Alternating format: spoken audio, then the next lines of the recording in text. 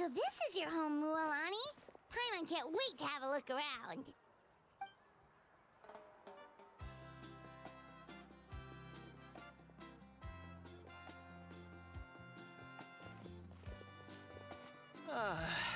See? What did I tell you? A dip in the hot springs after a battle is just the best. Fetch me a bottle of wine, would you, dear? Just one? Let's get another. It's still early in the day, isn't it? Want to go to Golden Dusk later? Now this is a vacation. Absolutely amazing. Wow, it's so lively around here. Is there some kind of holiday going on? We try to treat every day like a holiday around here. We believe every day is worth celebrating. Now, let me show you around. Where to start? Shochiquicado Records, Kalomchi Plaza. Oh, there's so many options, but I recommend starting with the real highlight around here. The hot springs, of course. Natural hot springs have tons of health benefits. Go for a nice long soak and you're guaranteed a good night's sleep. Wait, you want us to bathe? Here? Oh, don't be shy. Come on, I'll take you to get changed. Mualani! Huh? Oh, Auntie Atea! Please, I've told you that just Atea is fine. Do I look that old to you? Were you taking these two to the hot springs? That's right. Oh, let me introduce you. This is the Traveler, and the small one next to him is Paimon. They only just arrived in Natlan, so I'm taking them around to experience our customs. Hi there! I'm Mualani's neighbor, Atea.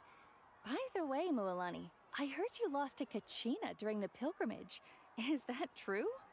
Yeah, I was this close to winning. Oh, definitely not the result I wanted, but still not too surprising. Kachina's always been strong. Anyway, it's all in the past.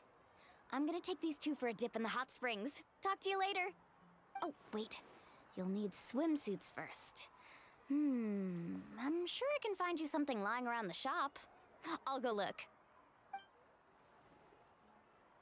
Hold it right there, young lady. Have you forgotten the rule about bathing in the hot springs? Rule? Oh, wait, you mean... There's a rule about bathing in the hot springs? That's right. Outlanders have to complete a trial at an artificial hot spring before they're allowed access to the natural ones. It's not nearly as scary as it sounds. Basically, natural hot springs have higher temperatures that not everyone can withstand. A few travelers have gotten scalded by the water in the past, so now we have an unwritten rule. All Outlanders need to adapt to the lower temperature artificial springs first. But seriously, Auntie Atea, do we have to be so strict? These two are formidable adventurers. I know they can handle it.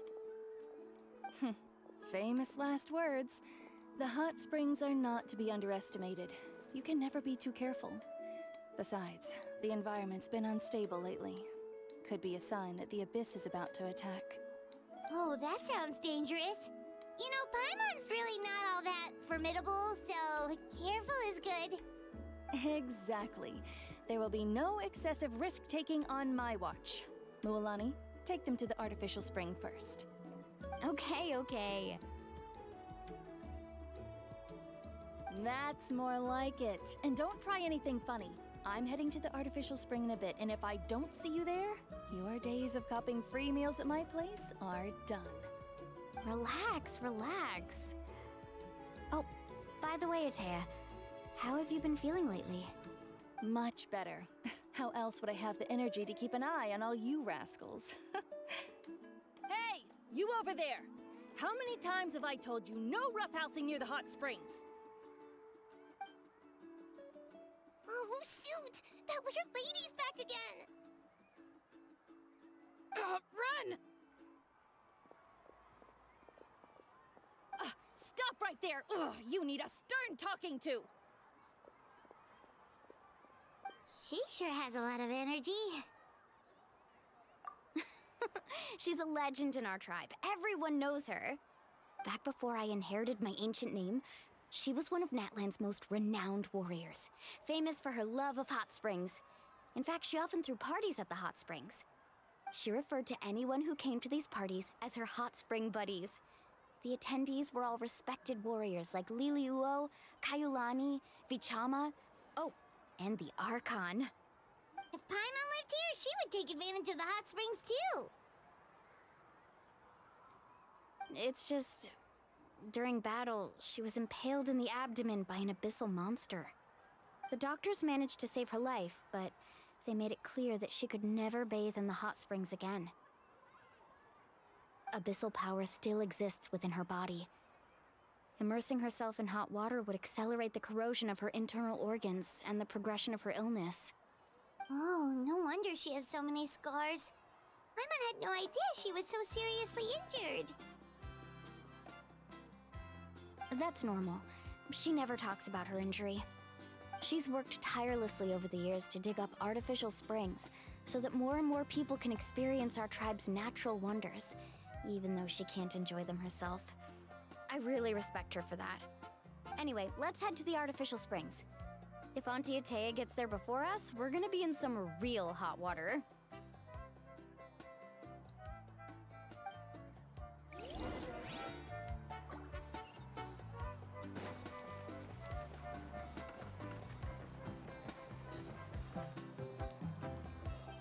Oh, I see.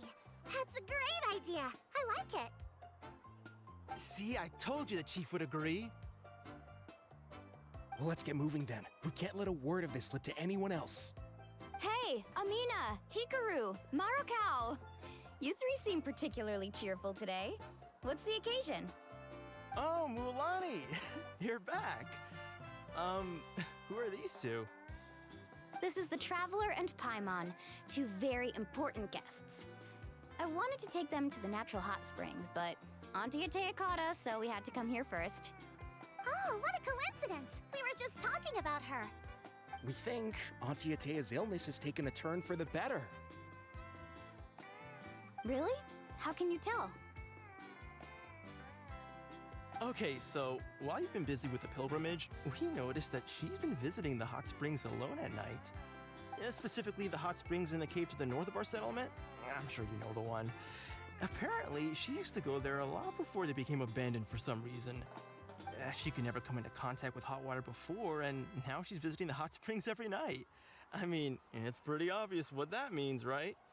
Yeah, so we got to thinking, what if we renovated the abandoned spring behind her back, then threw her a huge surprise party? Chief Amina thinks it's a great idea too.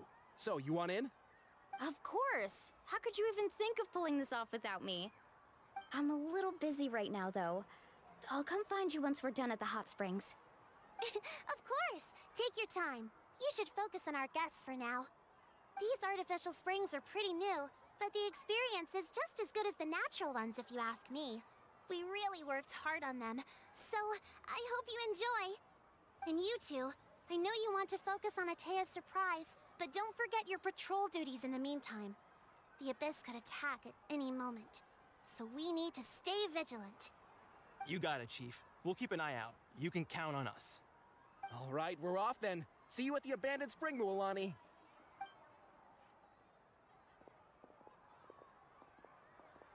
I'm also gonna head out.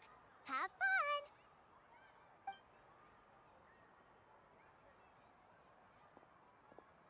Finally, it's hot spring time! Oh, I already arranged swimwear for you guys, by the way. Come on, I'll show you to the changing room.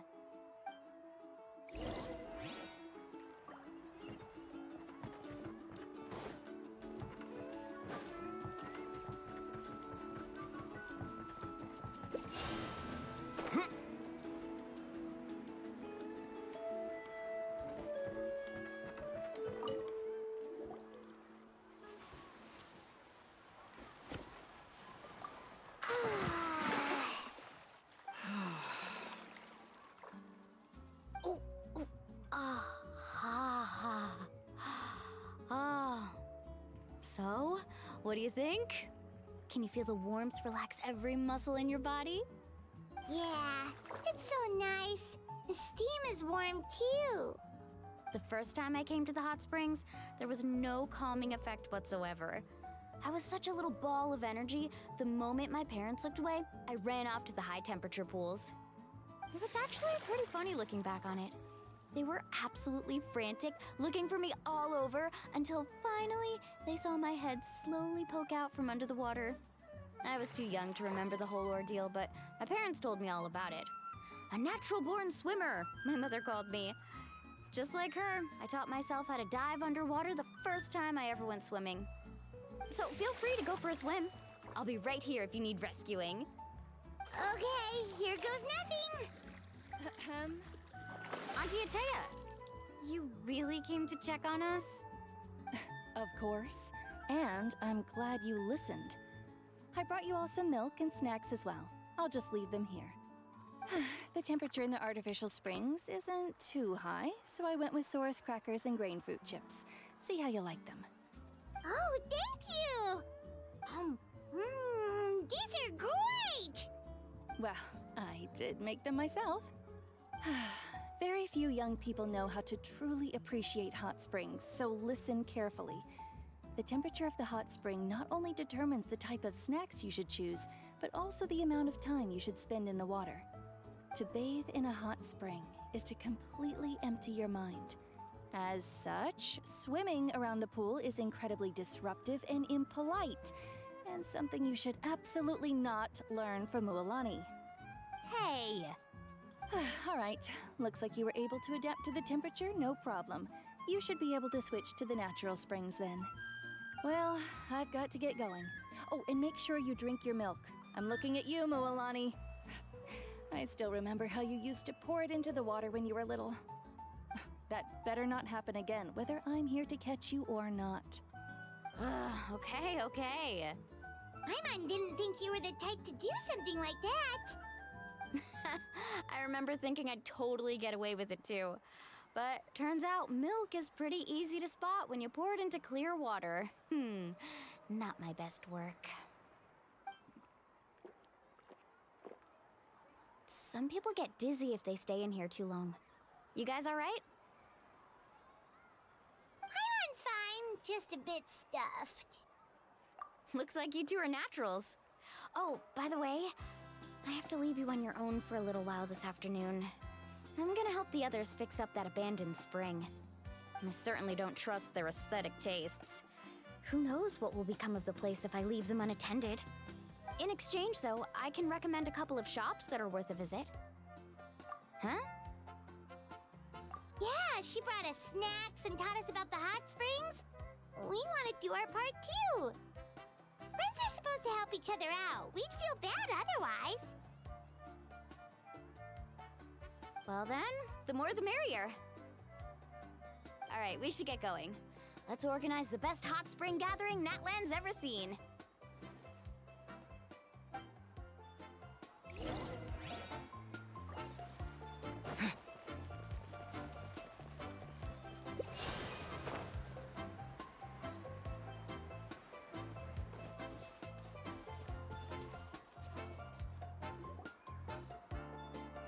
Mualani!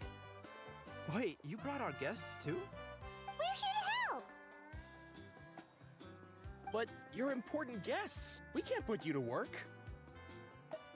All right. Stop trying to out-polite each other, would you? The sooner we get this party started, the sooner we get to enjoy the real party. Now, where to start?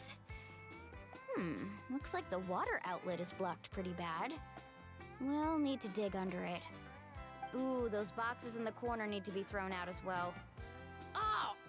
They're moldy as all get out! Ugh. Also, someone needs to go out and get some cloth, wood, and decorations. Oh, and snacks too. I say we get enough for 20 or 30 people. Bulk purchases fetch the best prices after all. Oh, but don't just accept the first offer they give you. I'm not good at haggling. Why don't you go? Hey, I'm not any better, and I wouldn't even know what to buy. How about we handle things here while you three deal with the shopping? Yeah, that works too. I can introduce you to all the shops while we're at it. All right, let's meet back here later.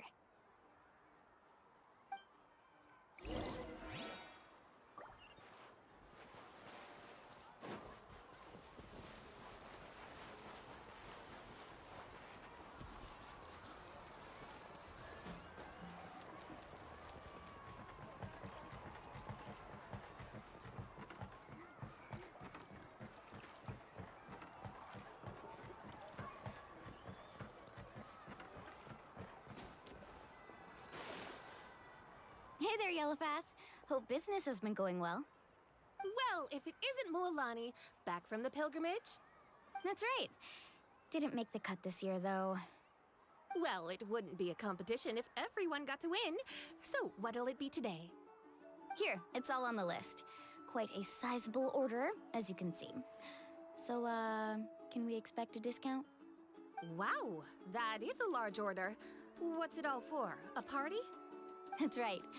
Keep this between us for now, but we're throwing a hot spring party for Auntie Atea. Wait, you're saying she can go in the hot springs again? That's great news! How about this? You can have the decorations on the house, and I'll give you 20% off the cloth and wood. Come on, I know you can sweeten the deal. That pile of wood's been sitting there since I left for the pilgrimage. At this rate, you need to get rid of it or it's gonna go moldy. All right. Such a handful. Just give me a moment while I pack all this up for you. Wow, that was amazing, Mualani! All in a day's work. By the way, Yellowfast, are these 2 stones for sale? Interested? They won't come cheap. I'm not planning to haggle this time, I promise. Package them separately, would you? Nope. Kachina likes shiny little trinkets, so whenever I come across something like that, I always buy it for her. I'll hold on to them for now. It'll be a nice little surprise for her when she returns victorious from battle. I'm sure she'll like it. All right, that should be everything. If you could just double check, make sure nothing's missing. Let me see. Huh? What's this crate of juice doing here? That's on the house. 7 years ago, when the Abyss attacked our tribe, Atea saved my brother's life. She never asked for anything in return, but I could never forget what she did for my family that day. So, send her my regards, would you? And have fun! Oh, we will. It's gonna be a party to remember. Thanks a lot, Yellowfast. Well, that's our shopping done. Let's head back.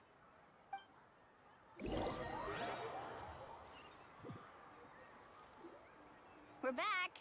How's everything going? Wow, this place cleaned up nice. You got the water unblocked too. Good work. I would hope so. We spent all day clearing out debris from the bottom of the spring. Did you guys get everything? Oh, we brought back tons of stuff! We set it down near the cave entrance. All right then, roll up your sleeves, everyone, and let's get back to work. Actually, why don't you two take a break? I'll handle it from here. Traveler, mind lending me a hand? So, I was brainstorming on the way over, and I'm thinking we could draw something on the wall over here, and the snacks and drinks can go over there.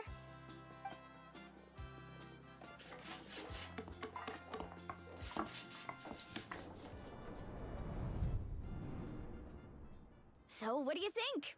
Not bad, right? It looks amazing! Paimon had no idea you were such a great designer! Well, I'm usually the one in charge of the family store, so I'm pretty good at things like renovation and organization. Not to mention, this was totally a group effort. Still, I didn't expect it to take quite this long. Guess it's too late to invite Auntie Atea over, huh? Yeah, tonight's definitely not gonna work. Chief Amina set up those patrols to guard against the Abyss, and Atea volunteered. So she's on watch tonight. I see. Well, guess the surprise will have to wait until tomorrow. This could actually be a good thing.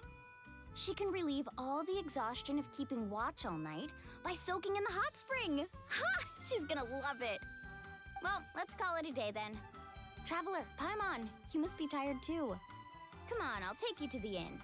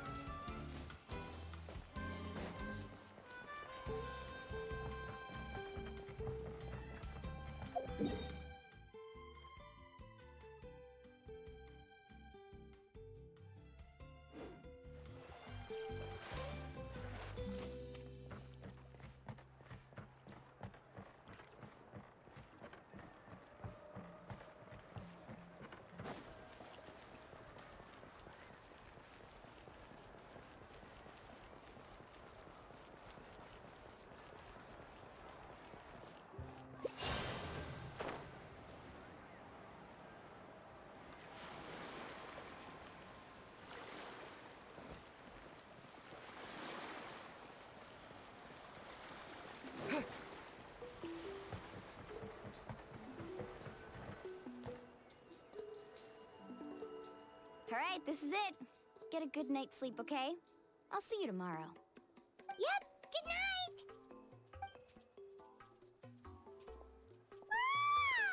Paimon's exhausted.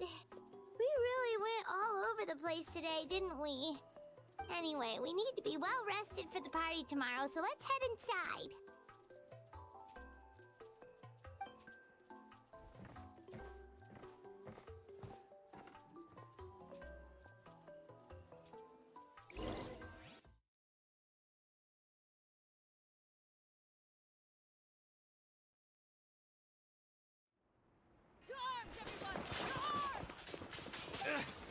Why now?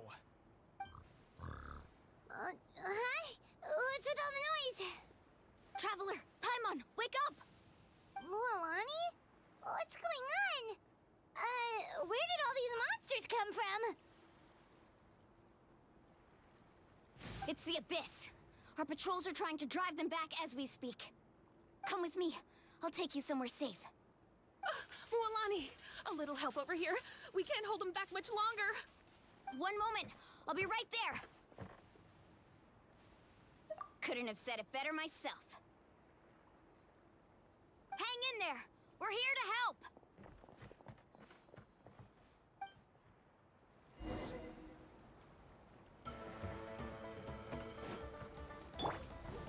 Gather! Feeling lucky? Let's round them up! The tide rises! Yeah! Christina with love. Shoot! Coming at ya. Solidify! I will have order. Oh, have they been contaminated by the Abyss? No, they are the Abyss. Destroy them. Gather! Let's get it on! Watch out!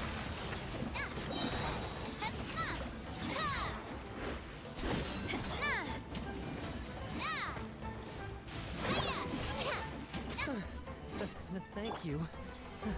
I'm alright. Go help the others. We're almost done. Bring forth! Watch out! Fire! Well, with rocks. Hiya! Hey there! Crumble! Order guide you. Solidify!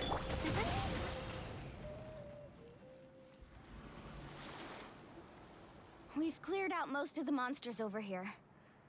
Thanks for your help. It would have taken me ages on my own. Looks like we're still in for a long night, though. We still have no idea where these creatures are coming from. Let's go ask Amina. She'll have a better handle on the situation.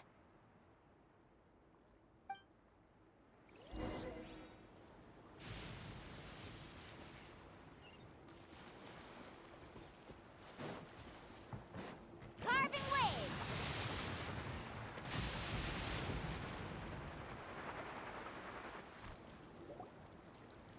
Amina! Oh, it's you three.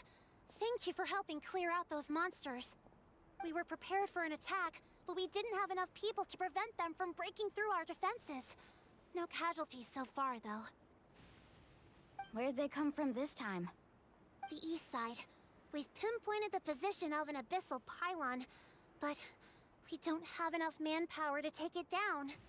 An abyssal pylon? What's that? A kind of gate created by the Abyss. One that allows monsters from the Night Kingdom to enter the physical world. The only way to end the attack is to destroy the pylon as soon as possible.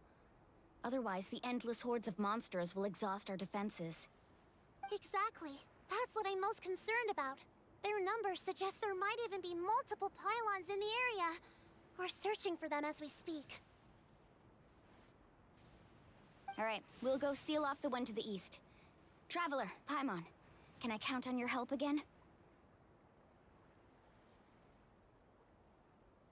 Of course! We can't just sit back and do nothing! On behalf of the people of the Springs, you have my thanks.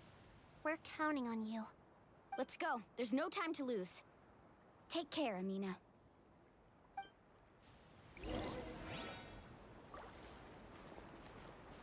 Faster!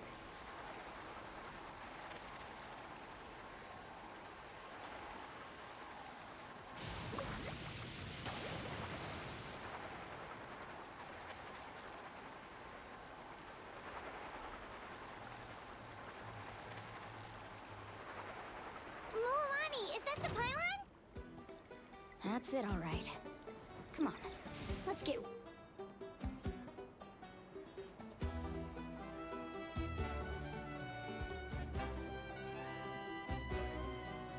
rid of this thing.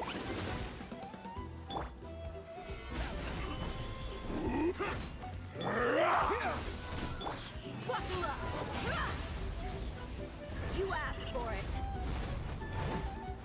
Out of the way or get blown away! Stabilize. We a little lucky? A proper send-off from Messina with love. This is order. Gather. Coming at ya!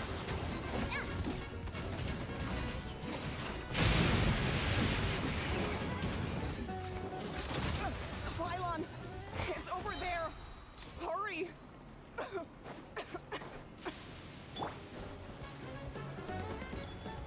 Solidify. Let's get it on!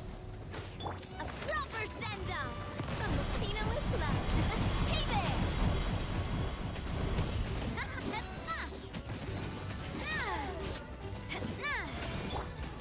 Stabilize. Coming at ya! Carving waves!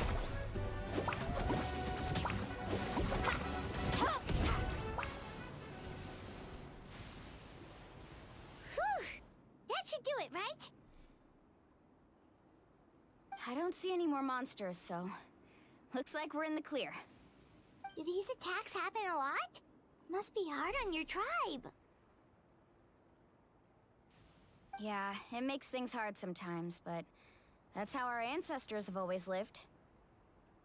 Besides, the Abyss doesn't care how difficult our lives are. Fighting back is the only option. Come on, we should head back. Huh? What are you looking at? Is there something over there? You're right. Mualani, look! They're coming from that direction! Wait, that area looks kind of familiar. What? How unlucky can we get? We just finished the renovations.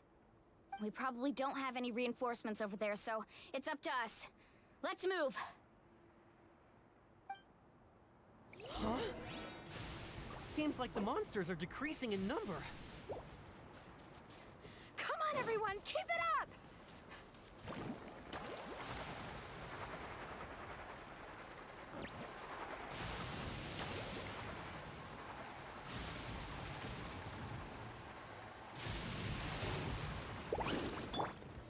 Solidify. Out of the way or get blown away! Watch it! Thank goodness you were here.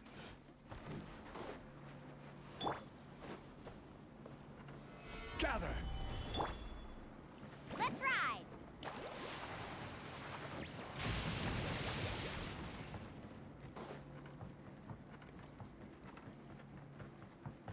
Carving waves!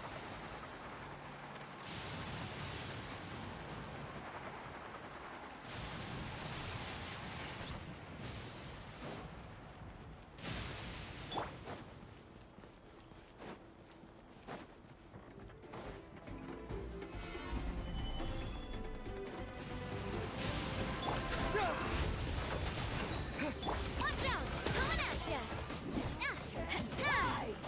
Fire! Well, with wrong. Faster!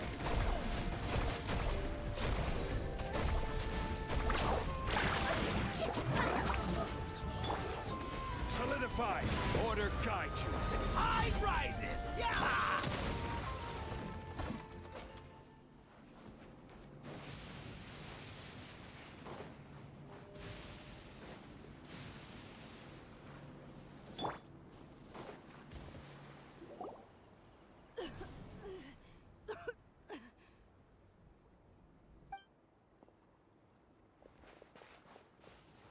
Atea, what are you doing here? Where's the pylon?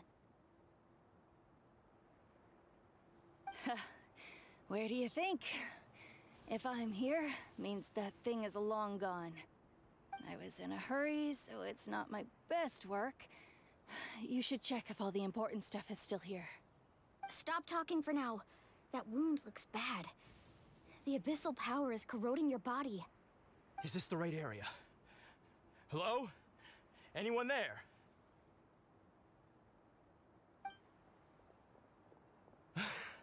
Mulani and Atea, what's going on? We were told the second pylon was over here. Atea took care of it, but she's injured. Quick, someone get a doctor! All right, stop fussing. Don't you think I know my own limits? The main thing is they didn't destroy anything. This is a beautiful hot spring, by the way. I can tell how much work you put into it. Wait, no! This was meant to be a surprise. For me, right? I know. Atea! You think I couldn't tell you were avoiding me on purpose? Not one of you stopped to say hello today. It couldn't be more obvious that you were hiding something. And you, Mualani, were you the one that brought the snacks? How many times have I told you, you have to choose them based on the temperature of the water? Oh, forget about that. The doctor's almost here, and you're gonna get all better. Then we can have a meal together, and I'll help you make whatever you want, okay? You just have to hold on.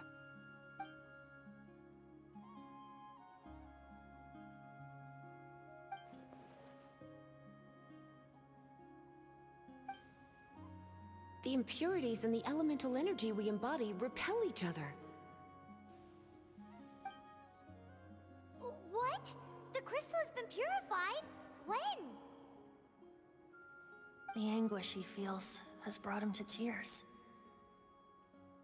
I also came across a teardrop crystal. Can you purify it?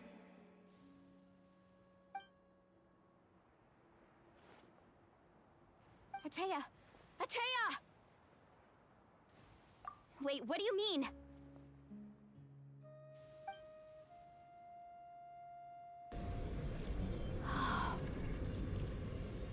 What is this? Some sort of purification? The abyssal power, it's being cleansed away. How can that be? I never knew that was even possible.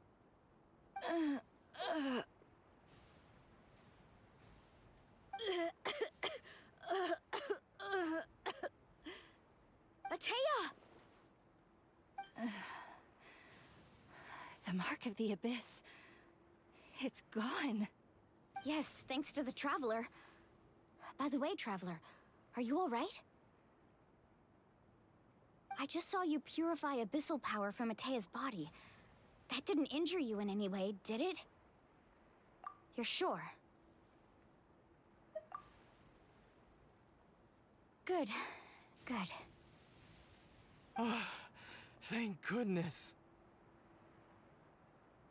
You scared us all half to death just now.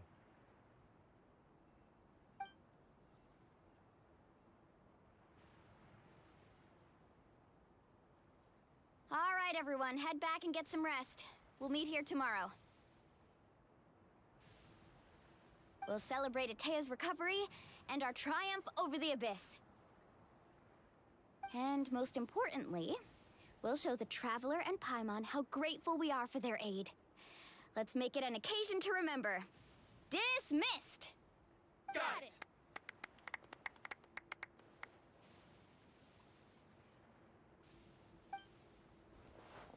Got any other secret powers I should know about? But seriously, you really came through for us tonight, so thank you. Paimon almost forgot you had that ability. You used it back in Mondstadt to cleanse Dvalin's tears, didn't you? That was some quick thinking, Traveler. Huh? You look like something's bothering you. What's wrong?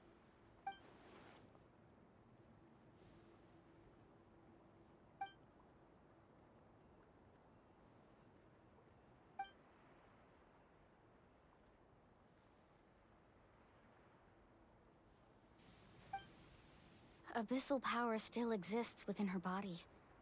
Immersing herself in hot water would accelerate the corrosion of her internal organs and the progression of her illness.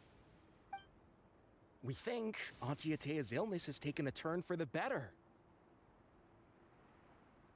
She could never come into contact with hot water before, and now she's visiting the hot springs every night. I mean, it's pretty obvious what that means, right?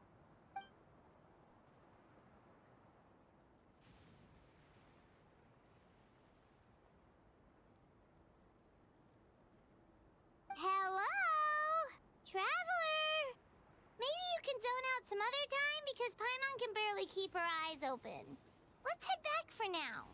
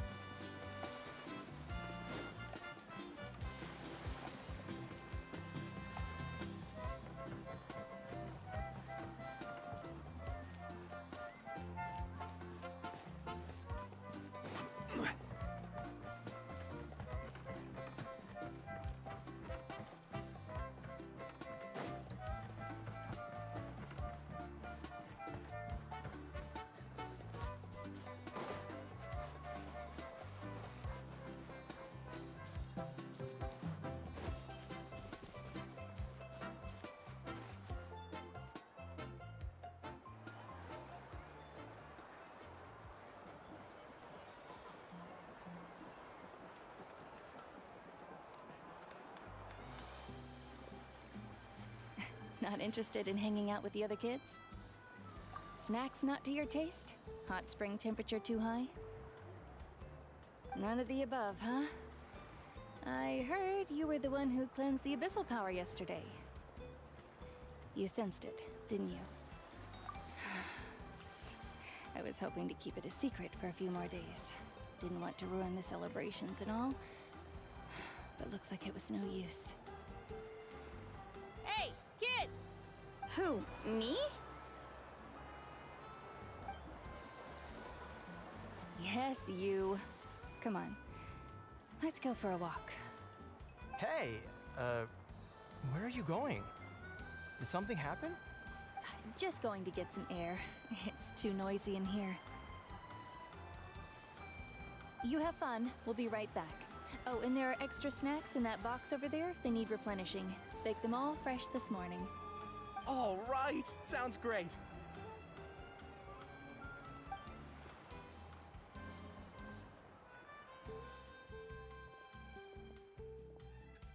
Mualani. Yeah? You've gotten so tall. You know that.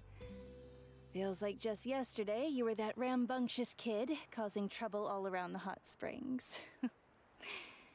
It's like all that time passed in the blink of an eye.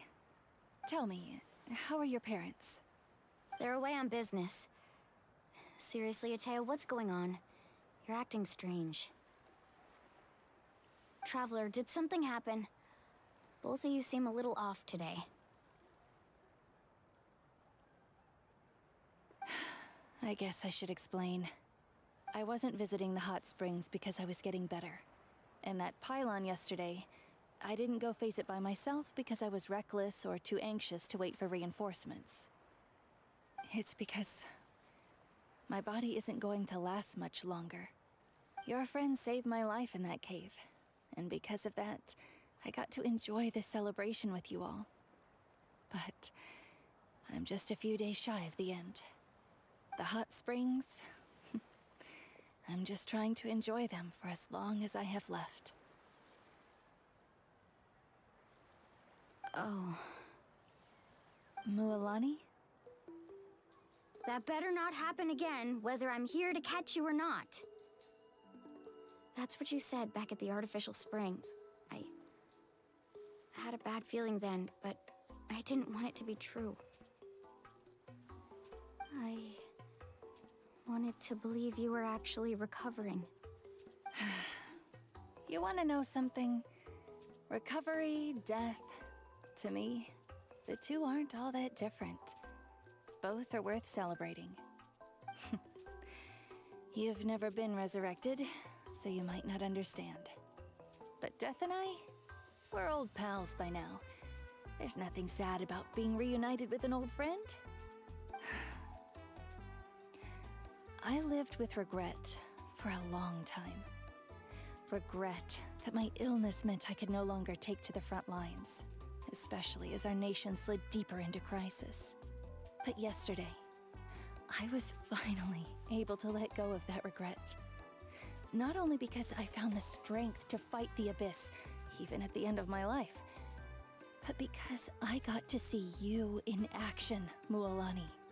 Seeing you out there, it made me realize that I don't need to worry about our tribe or our nation's future. You have the capacity to bring us all together. Even if I was never injured, old age would still take me one day.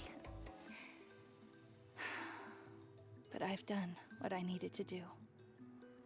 The future is in your hands now. Just remember, whether in life or death, I am always with you. I understand. Seems like you've given this a lot of thought, Atea. Thank you for telling me all this. I'll do everything in my power to protect our tribe, our nation, and live up to the example you set for me. Good. Oh, and if any of you have the chance to meet with the Archon, could you give this to her for me? A talisman I've carried with me my whole life. It may seem strange to say while I'm still alive, but just think of it as a relic I'm leaving for her. It's brought me good fortune in battle. Even after I became too sick to fight, I never took it off. Just tell her it embodies fond memories and my strength of will. She'll know what I'm trying to say. Don't worry. We'll make sure she gets it. All right. That's all I wanted to say. Let's head back to the party. No use spending what little time I have left being sad.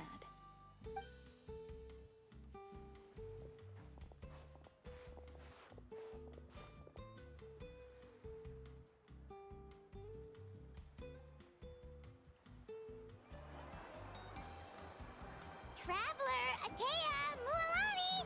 If you don't hurry up, there won't be any snacks left! Excuse me, what did I say about bathing in the hot springs on a full stomach? Hey, are you listening to me?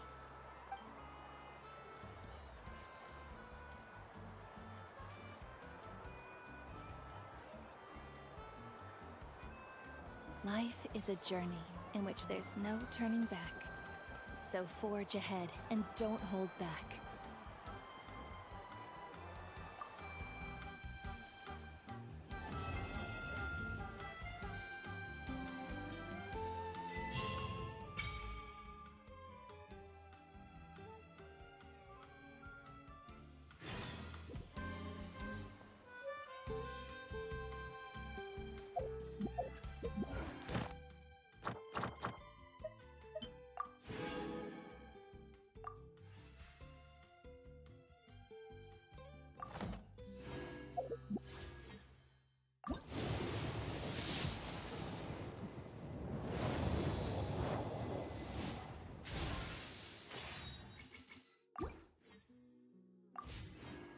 Osmanthus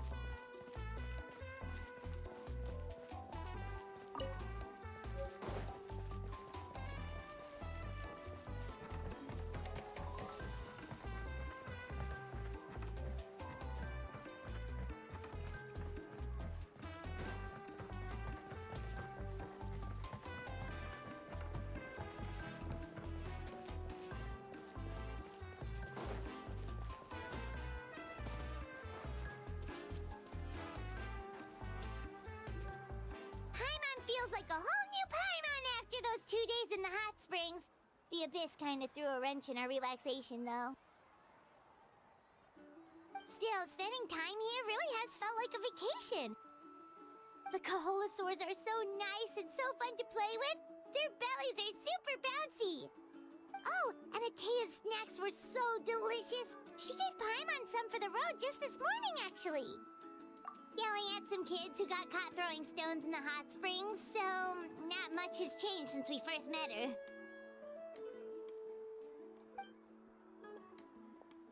Hey, you guys. Sleep well last night? Yep, this area is so nice. Glad you like it. I was thinking of taking you guys out to do some sea fishing. Later tonight, we can eat whatever we catch. Fresh fish is absolutely delicious right off the grill. Hey, Moalani! Yeah? What do you need? The team sent out to fight in the Night Warden Wars has returned. And Kachina? Is she back as well? Kachina fell in battle. But don't worry, the team was victorious, so the rite of resurrection will be held in the stadium soon.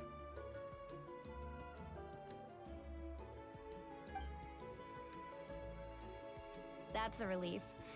The Abyss is cunning, and it was her first time. Mistakes are bound to happen. Exactly. She deserves to hold her head up high. All right, thanks for letting me know. We'll head out in a bit. Jeez, She sounded a little anxious there. Had me thinking it was bad news for a moment. Mualani, you said the Abyss was cunning just now, but it seems like the Abyss just wants to destroy everything. Like, think about all those monsters that attacked your tribe. If there really was some sort of cunning plan, wouldn't it make more sense to send them to attack Kachina and her small team? Not that Paimon wants them to be in any more danger, it's just... Relax, I get it. The Abyss is difficult to understand, that's for sure. At a glance, it certainly seems like the only goal is total destruction. The Abyss isn't a living entity after all, so what capacity for logic or planning could it possibly possess? But through our long history of fighting the Abyss, we've realized things aren't quite so simple. 500 years ago, the Abyss invaded Teyvat. You know about that, right? That's right. Conria suffered greatly during that time. But so did every other nation in Teyvat. And Natlan was the worst affected of all. It took the combined efforts of the then Pyro Archon and heroes from every tribe to finally repel the Abyss. Even so, the effects of the invasion lingered for hundreds of years, only able to be reversed little by little. Our tribe's waters were contaminated. The Children of Echo's territory was overrun by dangerous sludge surging from underground. Unrelenting black winds tore across the lands of the Flower. It was like each disaster was designed for a specific tribe. Exactly. We once thought that the Abyss's desire for destruction was a sort of primal instinct, but its methods are, in truth, marked by intelligence. We now believe the Abyss has invaded the Night Kingdom, and has the capacity to read the memories of this land at any given moment. And that's how it became so dangerous and cunning. Almost like it knows you inside and out. Yes, and that's why we've been unable to fully eradicate it, even after all this time. Luckily, the problems left behind by the Abyss have been successfully addressed by the various Pyro Archons we've had over the years. Now every tribe is prospering and things are looking up. I mean, just look at what we managed to do a few days ago. We totally fought them off.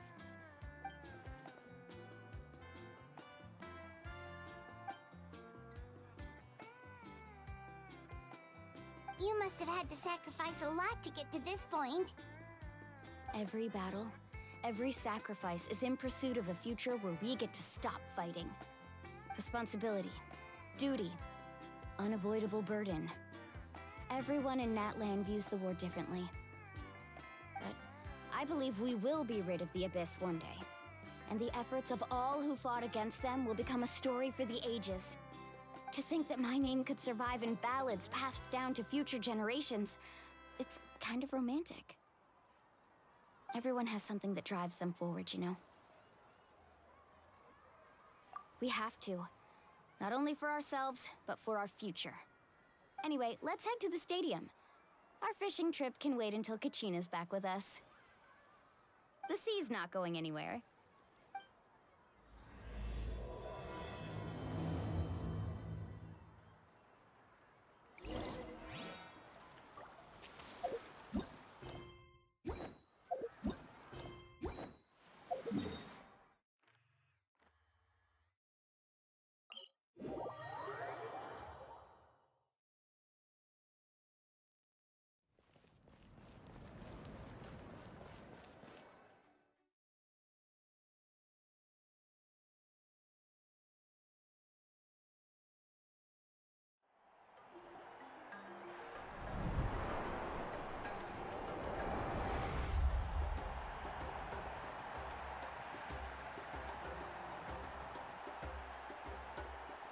Whoa, this place is packed already. Of course. No one's gonna miss out on the chance to welcome our heroes back from battle. It's their moment of glory. Kachina's gonna be so flustered. She's never had this many eyes on her before.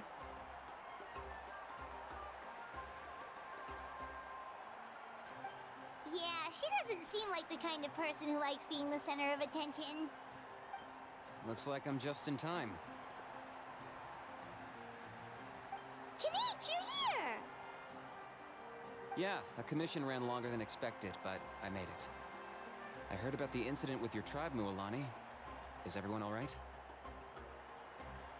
Yeah, it's all taken care of. Our new friend here's got some tricks up his sleeve, by the way.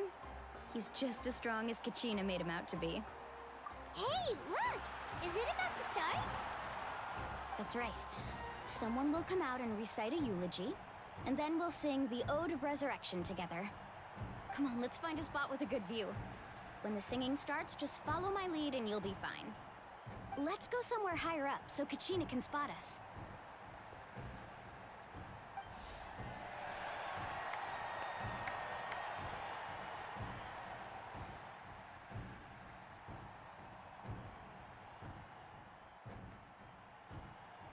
Warriors of Natlan, heed the call of life. We are the inheritors of memory and legend. Those who grew alongside sun and wind. Those who forged our own destiny and future. That is Natlan's fire, the lifeblood of our nation.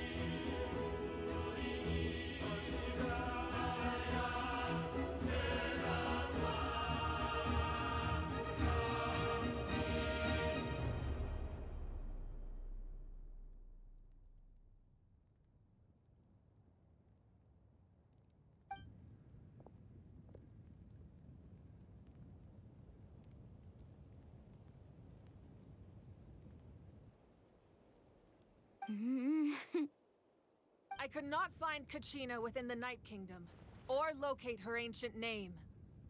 What? What does that even mean? Usually once the ode is complete, the Pyro Archon and resurrected person will emerge from the flames. But something went wrong. What's going on? This has never happened before. Well, I think it's pretty obvious. Clearly, the team sent to fight the Abyss didn't win after all. Think about it. The Ode rekindles all victors. We've witnessed it countless times. Since the Archon couldn't find Kachina in the Night Kingdom, that must mean there's more to this victory than meets the eye. Hey! You just haven't gotten over the fact that Kachina beat you in the pilgrimage! Pathetic.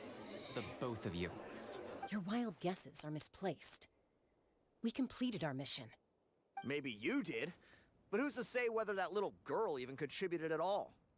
Maybe she got scared and ran off. Why would the YUB recognize someone like her, even if she was on the winning team? How dare you insult a hero of Natlan like that? Kachina sacrificed herself to repel the Abyss. She doesn't deserve to be subjected to your vile rumors when she's not even here to defend herself. Calm down, Mualani. There's no point arguing with the likes of them. I can't just sit here and let them slander her like that. To insult a hero of Natlan, the person actually has to be a hero. You... Think about it, everyone. Who do you think is really at fault here? A girl who never should have even gone to war? Or the great Pyro Archon? Why would the rules of our nation suddenly stop working? That's true. If she wasn't revived, it must mean she failed to achieve victory. Maybe the YUB interpret victory in different ways? I mean, that girl didn't look all that strong to me.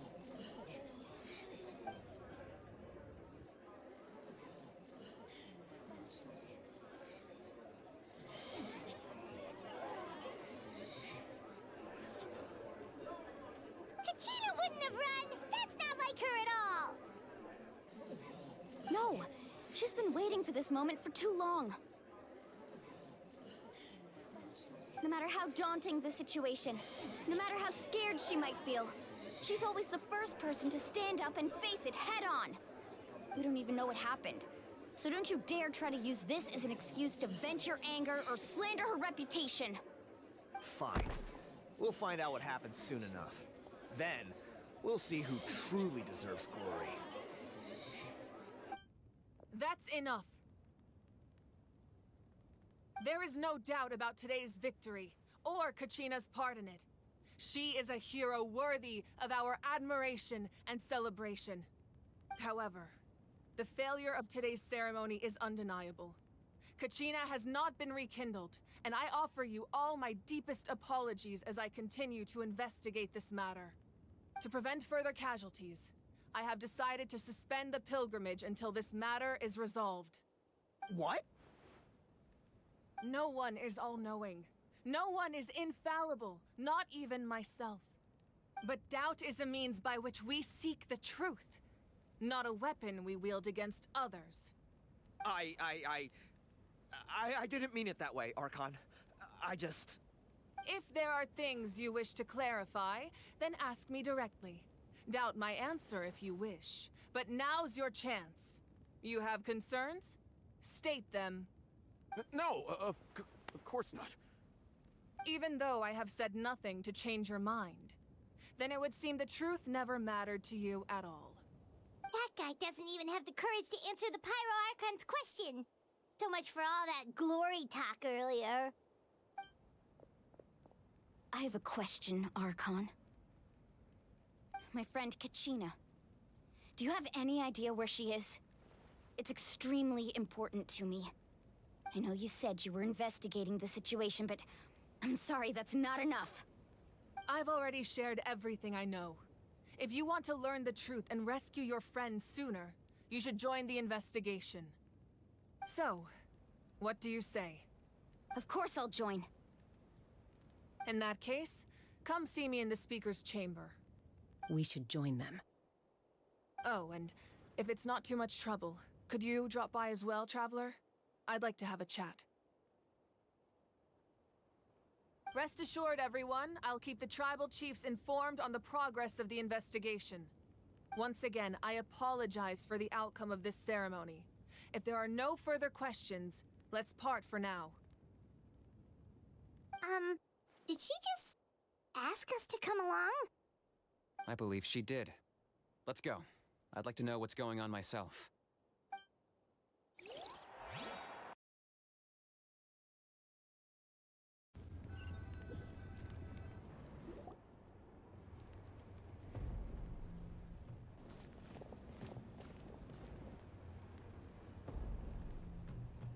The situation is urgent, so I'll get straight to the point.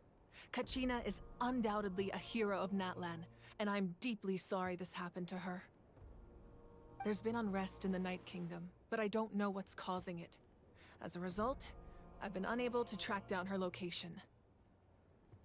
Until we find and address the cause of the unrest, the Ode of Resurrection will continue to be ineffective. And that means Kachina won't be able to come back? That's correct. Not until the problem with the Night Kingdom is resolved. How long will that take? It's hard to say. Kachina always dreamed of fighting the Abyss. Of doing her part to defend Natlan. She wasn't afraid of death because she knew, if it came down to it, the Pyro Archon would be there to bring her back to life. Whenever we sat down together, exhausted from training, she would always hum the Ode of Resurrection. She was supposed to come back to us. We were supposed to hug her and celebrate with her and share her joy. We supported her every step of the way, but what are we supposed to do now? Sit peacefully and wait for her return? Lose ourselves in grief over her death? Tell me, are we her friends? Or her murderers? That's not fair, Mualani. It's all right.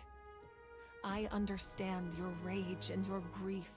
Kachina's life means a great deal to me, Mualani. Believe me, I want to bring her back as soon as possible. I would give you that peace of mind if I could. But please, hear what I have to say so I can at least give you a broader picture of the issue we are now facing.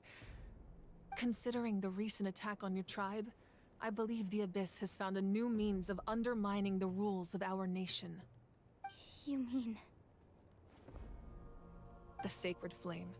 The foundation of our resistance against the Abyss. If we continue to hold the pilgrimage and send teams to fight the Abyss, there will likely be more casualties. But if we stop altogether, the Sacred Flame will only grow weaker. The Abyss will scale up their attacks, and the tragedy we saw with the people of the Springs will only be the first of many. If we compare the two choices, the former seems to be the lesser of two evils. Sorry, I know that may sound harsh, but I bear the name Malipo. Weighing the costs is my duty. The raw truth can be cruel. But we need to understand it if we want to approach this rationally. But what would you say, Mualani? This is personal for you. And unlike Kanich, I dare say it's not a simple case of weighing up which course of action is less painful, is it? No. I can't choose between them, and I don't want to. Saying that one is preferable over the other is disrespectful to the people who suffered. You're saying it doesn't matter whether I suspend the pilgrimage. The consequences will be equally painful. Yes. What happened to Kachina breaks my heart. But I couldn't bring myself to sacrifice other people for her sake. And that is the crux of the problem. It's not simply a matter of choosing the lesser of two evils. Either way, there will be people who suffer. And the end result will be the same. Belief in the pilgrimage will waver. Once doubt has crept in, the people will no longer unite in battle against the Abyss. And that is exactly what the Abyss wants. Their ultimate goal isn't to break the rules that make the Ode of Resurrection work. It's to destroy the people's faith in them. To prevent what happened to Kachina from happening to anyone else, we need to suspend the pilgrimage. So that is my current plan. And in the meantime, I've made efforts to strengthen each tribe's defenses. Then, we have to find another way of strengthening the Sacred Flame to keep the Abyss at bay. This won't be easy. I'll need time to figure out the best approach. I understand your anger, Mualani, but I hope that provided some clarity, at least. Wow. Hyman thought things were gonna get heated for a second, but the Pyro Archon took the time to explain everything so patiently. I owe you an apology, Archon. I let myself get carried away earlier, and I'm sorry. You're right. We need to focus on finding solutions. We could always hold the pilgrimage without sending a team to fight in the Night Warden Wars. That way, we would still be able to fuel the Sacred Flame. I've considered that, but the two events have nearly always been linked.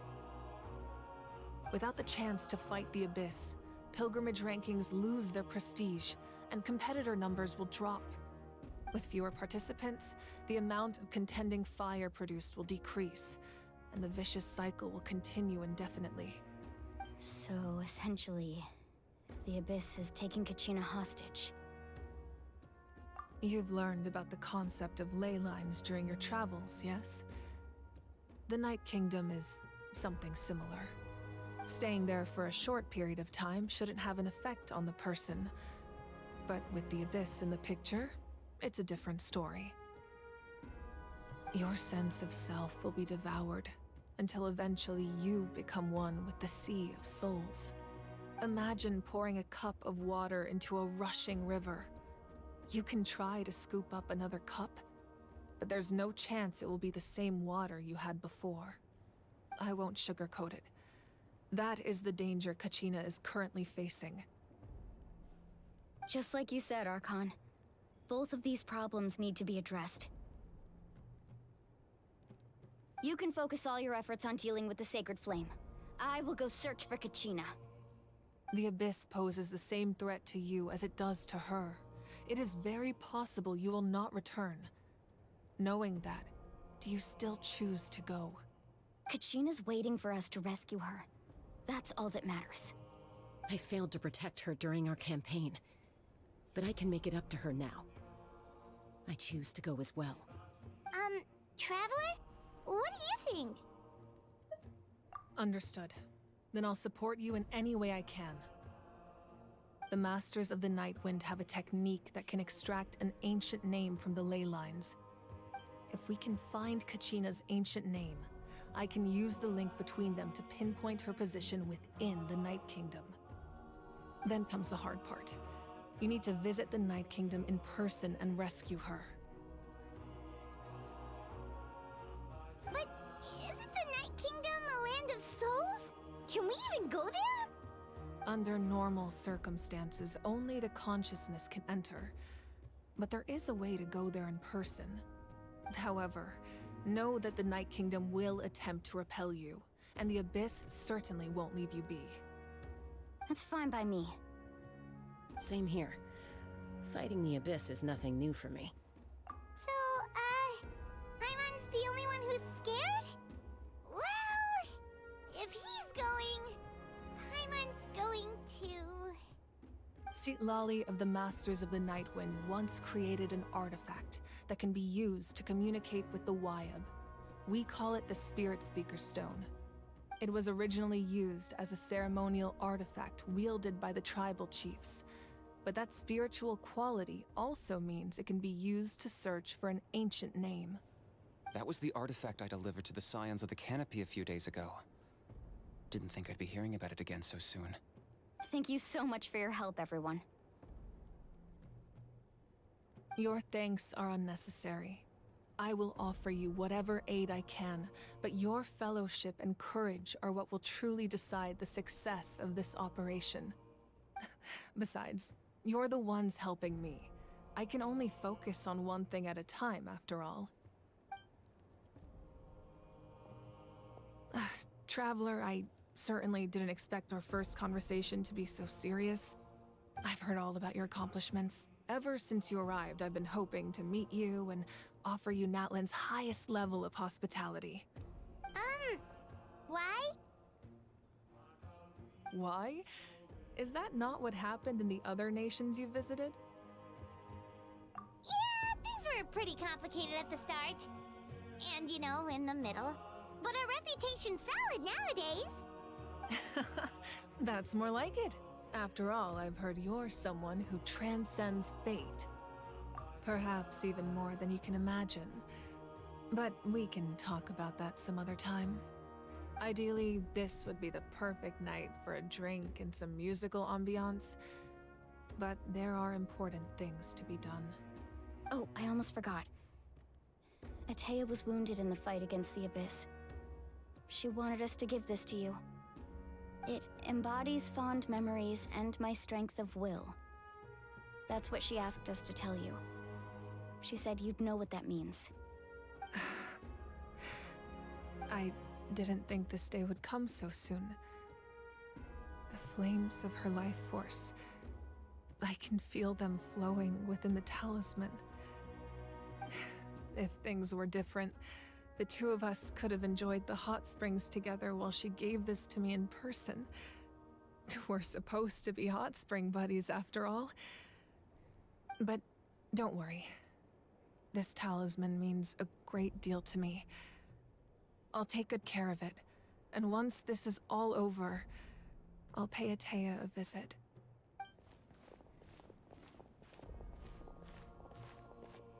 You said you didn't want to jeopardize the production of Contending Fire. But that's not at all why you decided to suspend the pilgrimage, is it? You're right.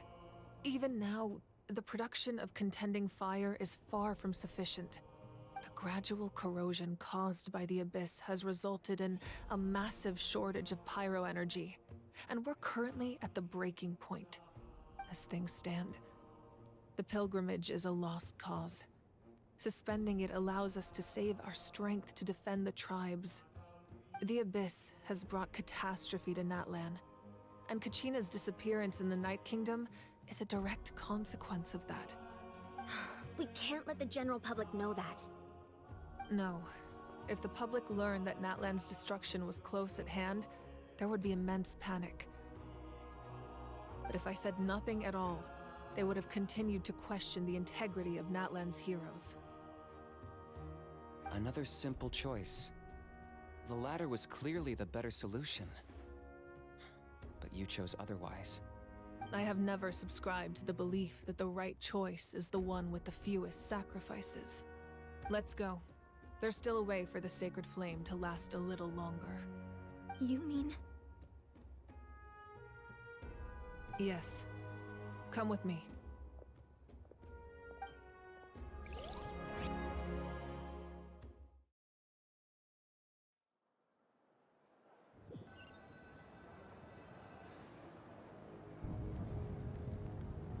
The sacred flame must never go out. Not only does it strike fear in the abyss, but it's also the pillar of Natlan's stability. So until our heroes are ready, I will sacrifice my power to keep it burning. But that can only last so long. I think we should focus on the remaining ancient name-bearers. Don't let desperation cloud your judgment. Those chosen by the Wayab have already embarked on their destined path. It is for them to decide how that journey ends, not us. All we can do is support them. Even so, for you to make this sacrifice, it's not right. If not me, then who? No other is capable of sustaining the sacred flame. I possess great strength, but I'm not above my people. This is part of my duty.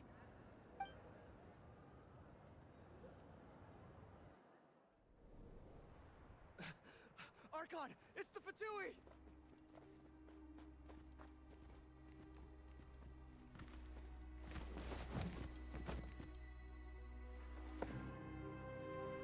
The Archon of Natlan. A force to be reckoned with. The secret of the ley lines is no secret to me. Long have they been destined for ruin. And since the oath made 5 centuries ago remains unfulfilled, what use is the Gnosis in your hands? I don't know what you mean. But it sounds like this is about more than the Tsaritsa. In times of crisis, someone must pick up the mantle of salvation. Your plan has reached an impasse, and now it falls to me to create new rules for Natlan. But before the dawn of a new age, the old must be destroyed.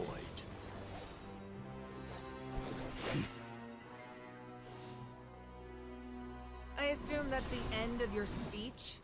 Good. People like us. Let our blades do the talking!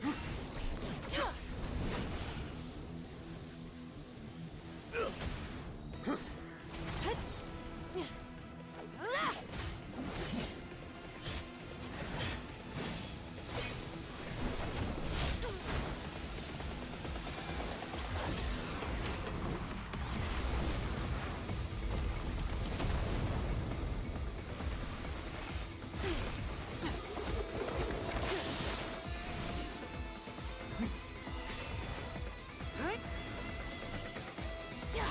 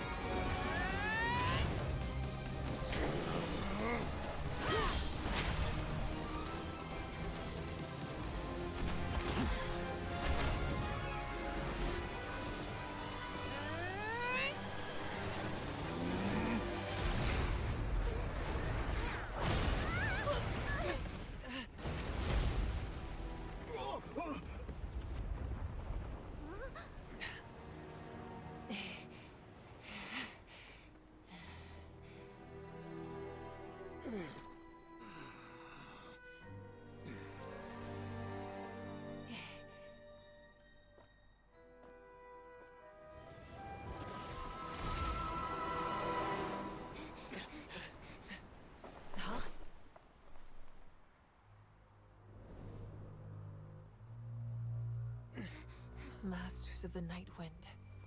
Send word. The captain and his followers must be apprehended.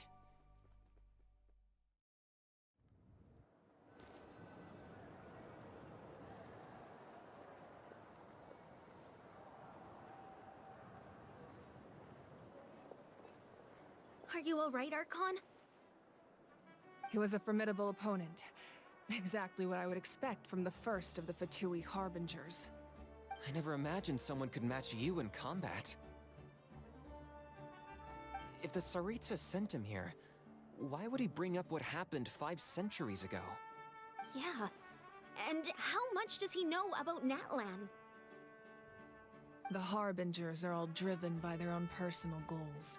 The only purpose that unites them is collecting the Gnosis. But I'm sure the captain has his own reasons for being here as well. Whatever his motive, we should shift our focus to the Fatui. If they attack again, and we're not prepared, we're done for. No, we're running out of time. The wound I inflicted should hold him back and weaken him for the time being. Besides, I'm sure you noticed, the power that came to his rescue just now came from the Masters of the Night Wind. In other words, there are traitors among us. Not necessarily. This could prove to be a very valuable turn of events. When we exchanged final blows, I sensed an unusual presence within him. I'll need to investigate further. Kanich, go to the Masters of the Night Wind and look into who could have aided the captain. Speak to Lali. She should know. Of course, I'll head out right now. Do you still intend to... Yes, but fear not.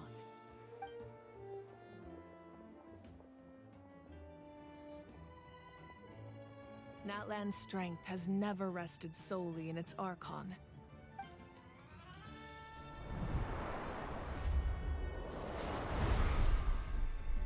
Together we foresaw the only path that leads to our nation's future. We must trust in that vision now.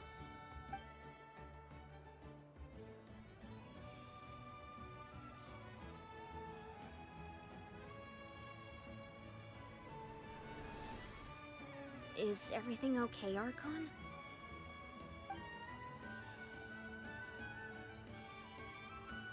Completely fine. Just lamenting the fact that I never got a picture when I could still turn my hair into flames. Too late now. I just hope the others have a safe journey.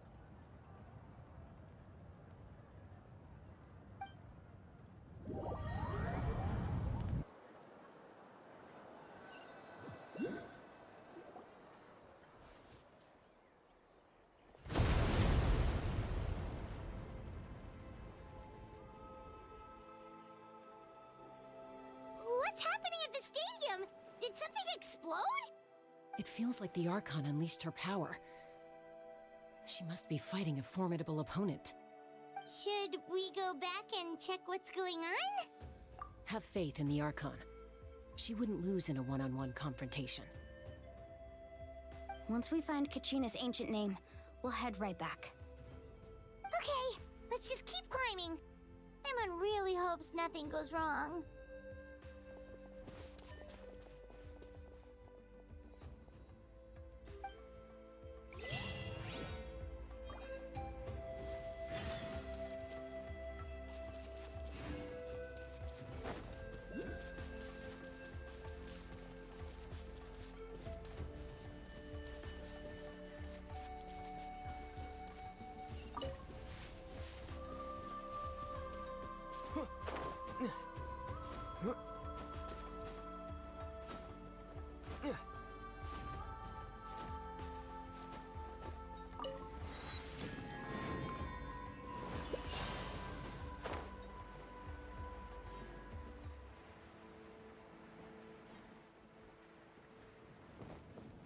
All right, let's finish this fast.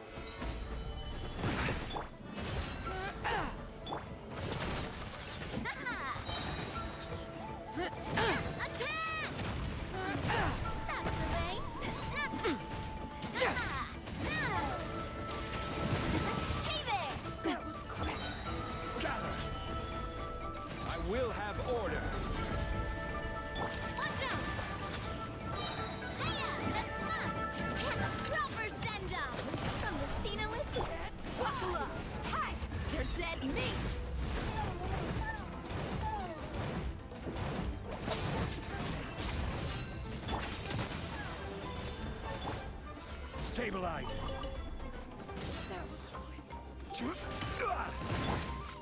Hey there!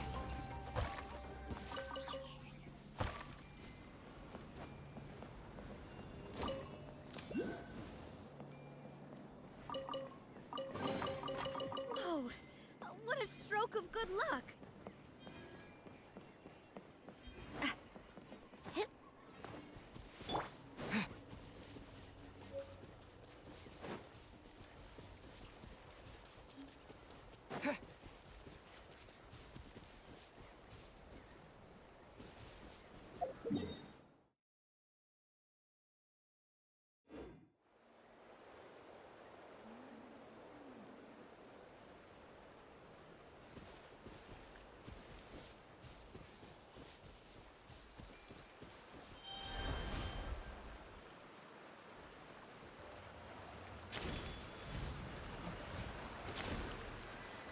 What can you tell us about the scions of the canopy? The tribe's people are very adventurous. Oh, kinda like us then! I'm not so sure. You don't strike me as the type to enjoy danger. The scions of the canopy are a bunch of thrill seekers. They love extreme sports like rock climbing, rappelling, volcano parkour, or even bungee jumping without a rope while a Yunkasaur stands at the edge and uses its tongue to catch them. Sound like something you'd be interested in? Okay, that does sound different from our usual adventures. Paimon's not doing any of that. She can just cheer you on from the sidelines.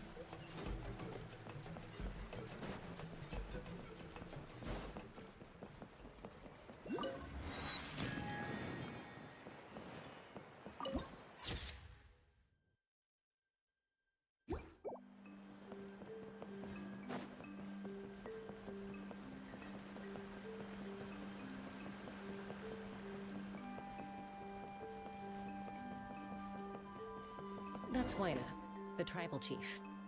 Let's head over to him.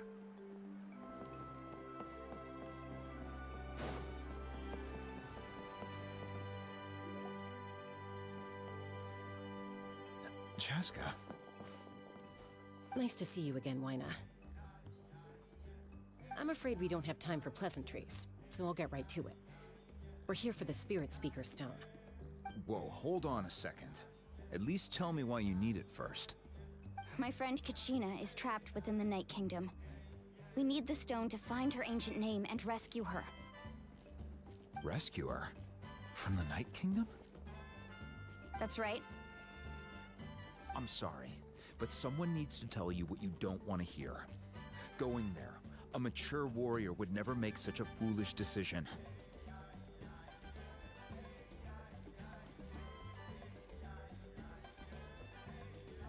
The nature of battle is unpredictable. You never know how it's going to end. Losing a friend is tragic, but when that happens, the best thing you can do is focus on how to prevent further casualties. I appreciate what you're trying to say, Chief Waina. But if the price of maturity is abandoning a friend in need, I'll choose foolishness any day. If Kachina's still holding on, then so will I. I thought you might say that. Is something wrong, Waina? This doesn't seem like you. Life isn't complete without taking risks. That's always been your mantra. It's nothing. The Night Kingdom is a dangerous place. Can't blame me for checking if you were up to the task. If you're that determined, far be it from me to stop you. Here's the stone. Keep it safe, okay? It's not like we have a spare. Thank you. Huh. Seems like you two go way back. But aren't you from the Flower Feather Clan, Chaska? Oh, Chaska's a peacemaker, so she's famous throughout the tribes. She's always the one people call to resolve conflicts, so we slowly got to know each other that way. Her younger sister Quichi's always hanging around our tribe, too. She's helped us out a lot in the past. Oh, you have a younger sister? Yes, I'll introduce you to her sometime. But let's get back to business. Waina, how do we use the stone? As you probably know, Your intended destination is completely different from the real world. The Night Kingdom is like a river flowing with concepts. And the ancient name you seek is like a tiny fish swimming downstream. In that sense, the stone is like a fishing boat drifting down the river. But the boat alone isn't enough. You need a fisherman, experienced enough to steer it in the right direction. We couldn't do that ourselves? With a little practice, I'm sure you could. You have the strength and the talent. If you want to make sure this works, though, I could recommend someone to you. Who? Vichama, a legendary warrior and scout from our tribe. He's got a keen eye and a well-honed intuition. Even his ancient name means to seek. If you're fishing for a name, you're gonna want him on the boat. Vichama? Why does that name sound familiar? He's one of Auntie Atea's hot spring buddies. I've heard stories about him. Where can we find him? Ever since Malco passed, he spends most of his time gazing out at the scenery from the cliff tops. Follow the path that way, and I'm sure you'll find him. Thank you. We'll go look for him there. Good luck. I hope everything goes well.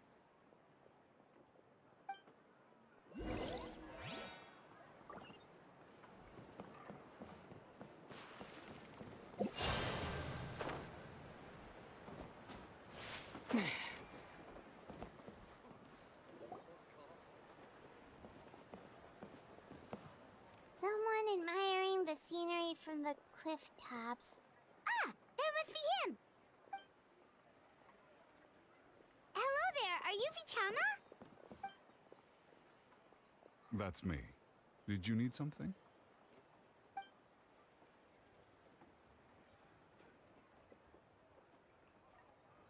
What? You're saying you can bring someone back from the Night Kingdom? How is that even possible? No, if you really think about it, anything's possible in that kind of place. But that would mean... Are you okay? You don't look so good. Everything's fine. I'll help you, but I do have a small request. After I help you find Kachina's ancient name, I want to use the stone to look for my friends as well. Your friend? Oh, why not mention someone named Malco? Is that who you're talking about? Yes, but I'd rather not get into it if it's all the same to you. That's not a problem. We agree to your request. Yeah. Since you're helping us find Kachina's ancient name, it's only right that we return the favor. Then we're agreed. Can I have a look at the stone?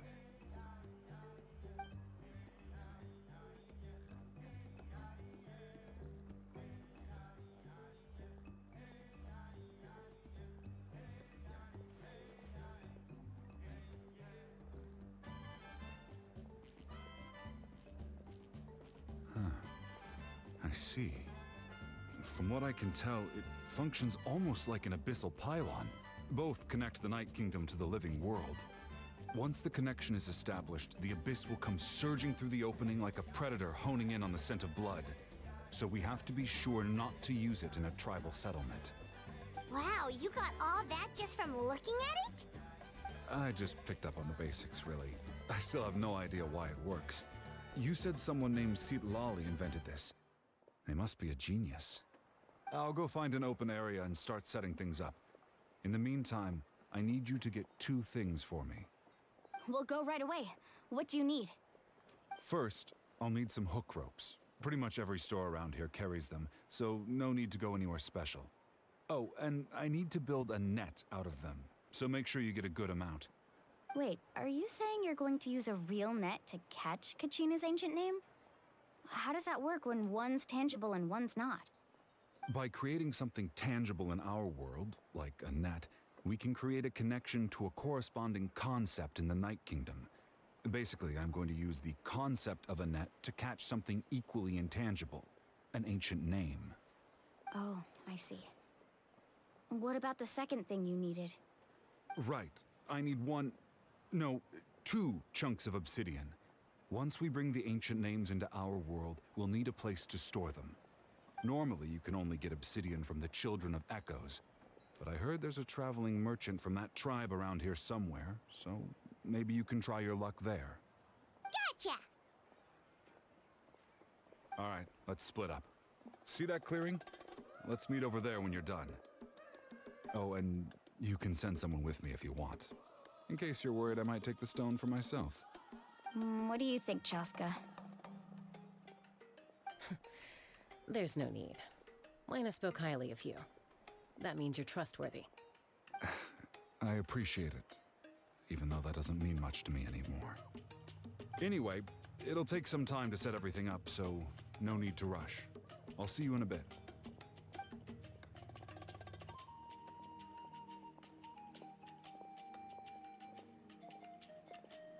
What an odd guy. He seemed so defeated, but also really invested in the stone at the same time. I don't have any more insight than you, Paimon. Let's just focus on the preparations for now. Hang on, Kachina. We're coming for you.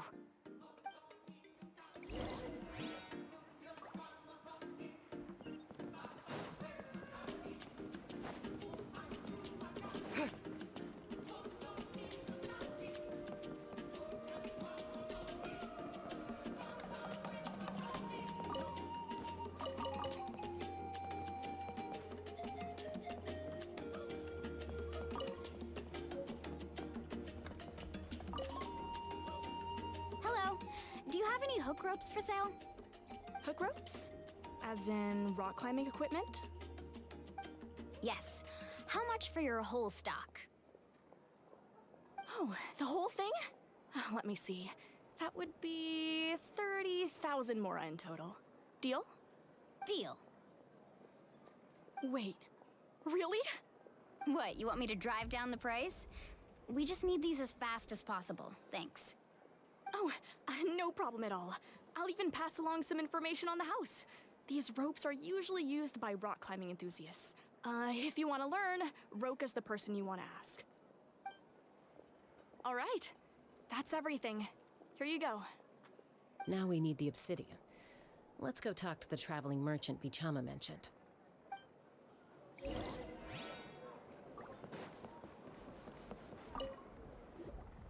Excuse me, do you sell obsidian? Why, yes. I've got a chunk for sale right over there. Perfect. Is that the only one, though? We actually need two. That might be tough. Tell you what, I'll take a look through these boxes over here and we'll see what we can find. Thank you so much. We'll wait here.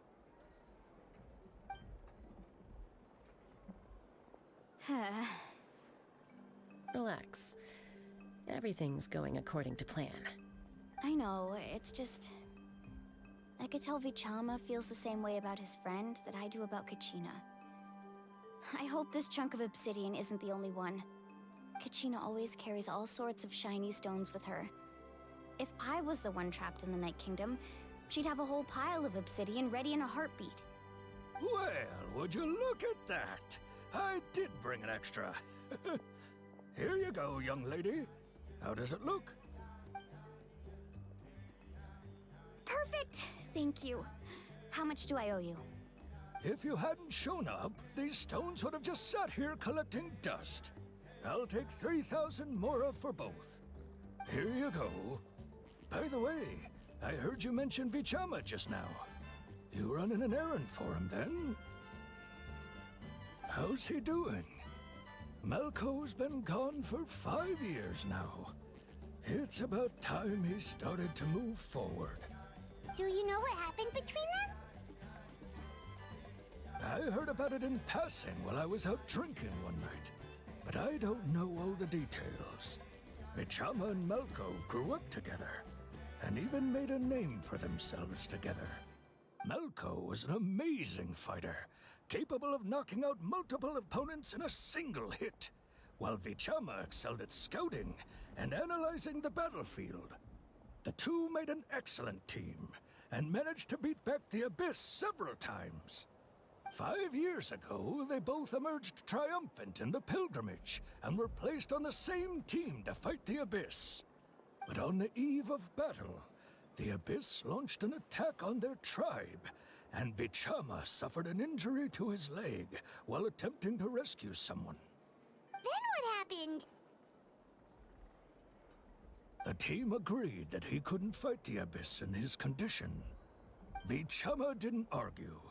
He knew going to the front lines with an injured leg would make him a burden in battle.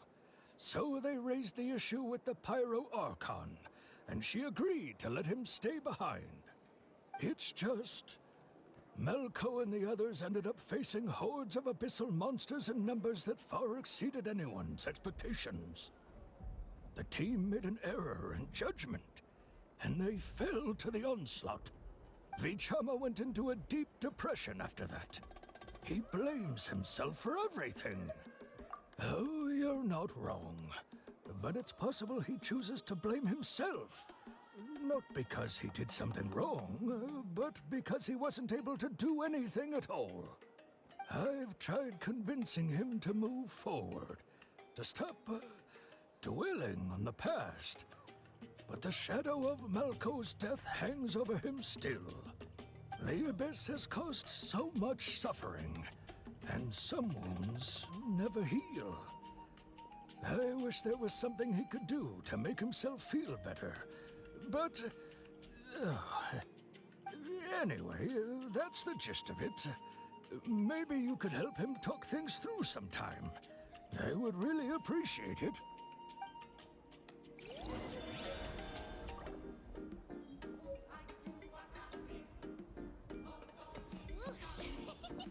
No one can catch me!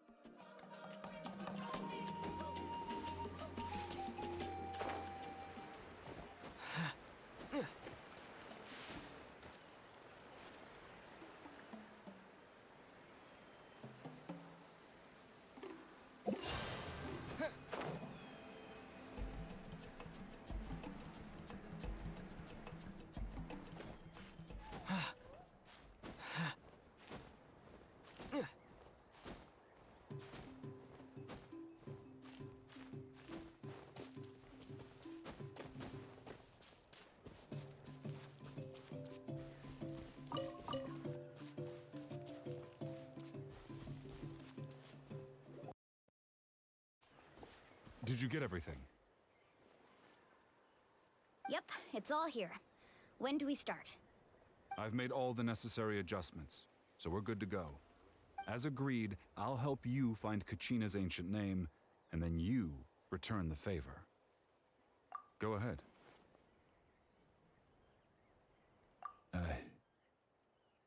Yes. After Malko fell, I field to see what happened.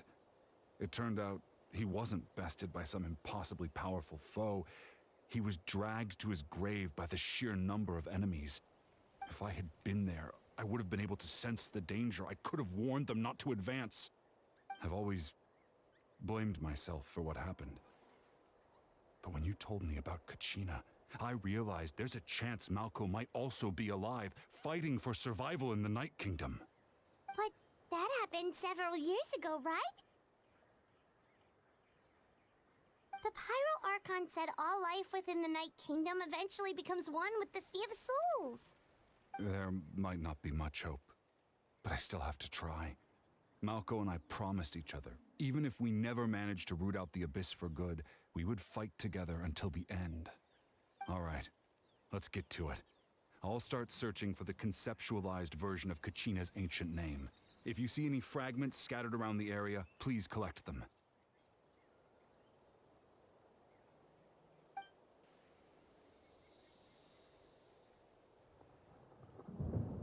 Make sure you prepare yourselves for battle. As I said, the stone will link the mortal realm to the Night Kingdom. The Abyss will likely emerge in response. Look at that golden thing! It must be one of those fragments Vichama mentioned. Let's get closer!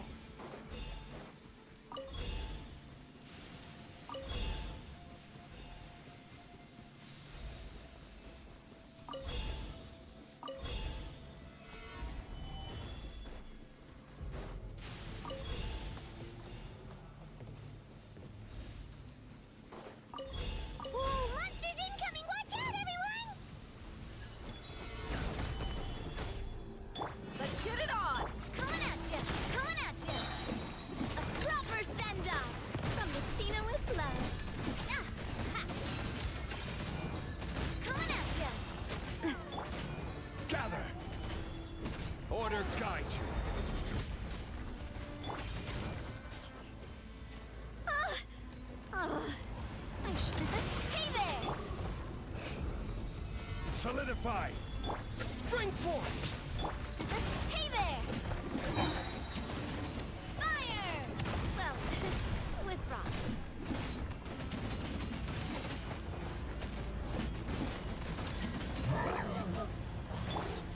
Stabilize!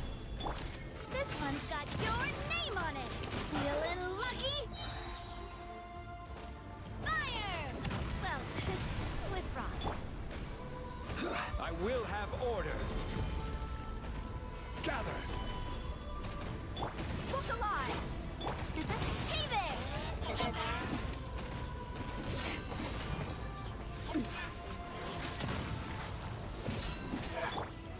Stabilize! Hey there! How much longer, Vichama?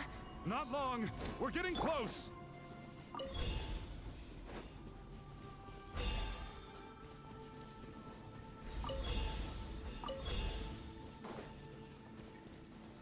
Solidify!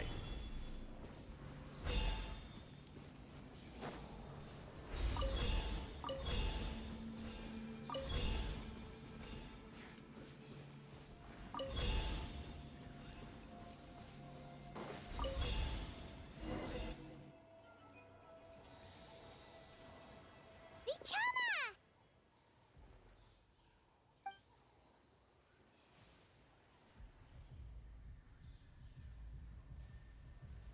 Quick, take it!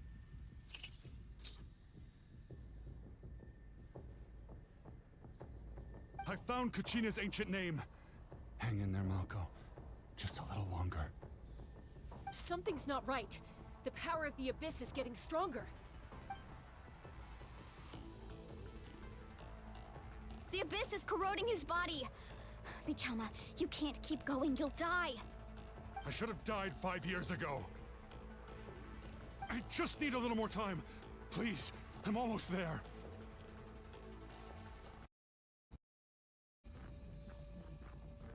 Thank you.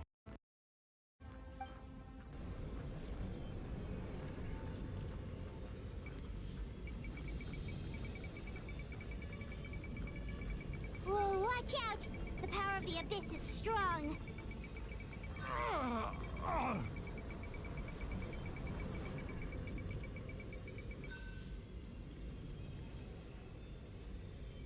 This power. Hanging in there? Malko. No! Why can't I find him? Why? We can't wait any longer. Pull him away from the stone, Mualani. I already tried, but the power of the Abyss has him in a chokehold. It's like he's tied to the stone with an invisible rope. In that case, we have no choice. I'm sorry, Seat Lolly. Get back! Chaska, wait!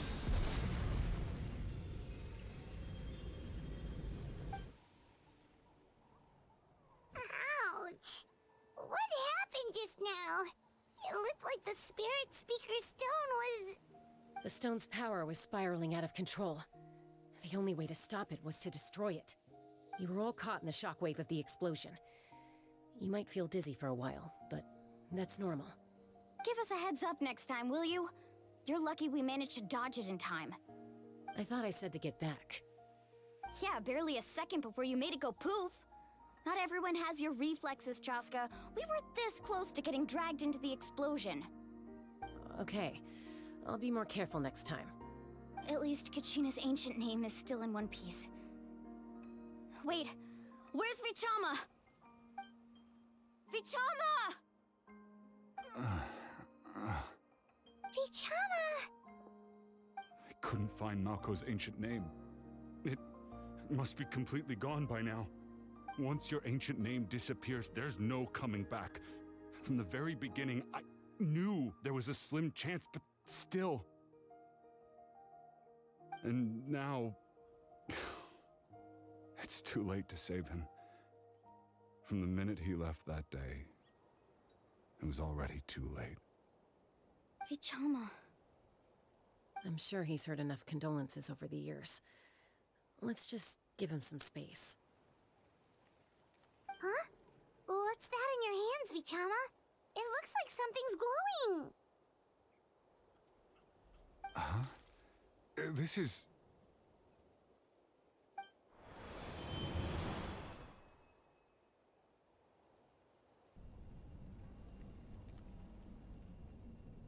Hey, Malco. Got any strength left? Not enough to swing a sword, but to say a few last words? Sure.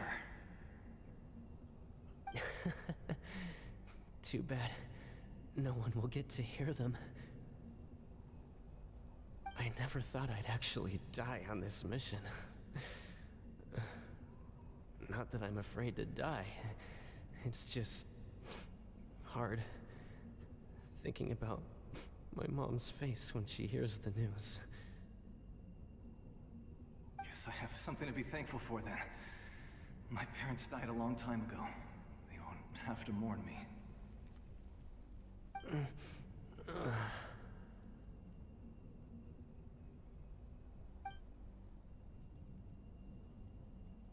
Pisak!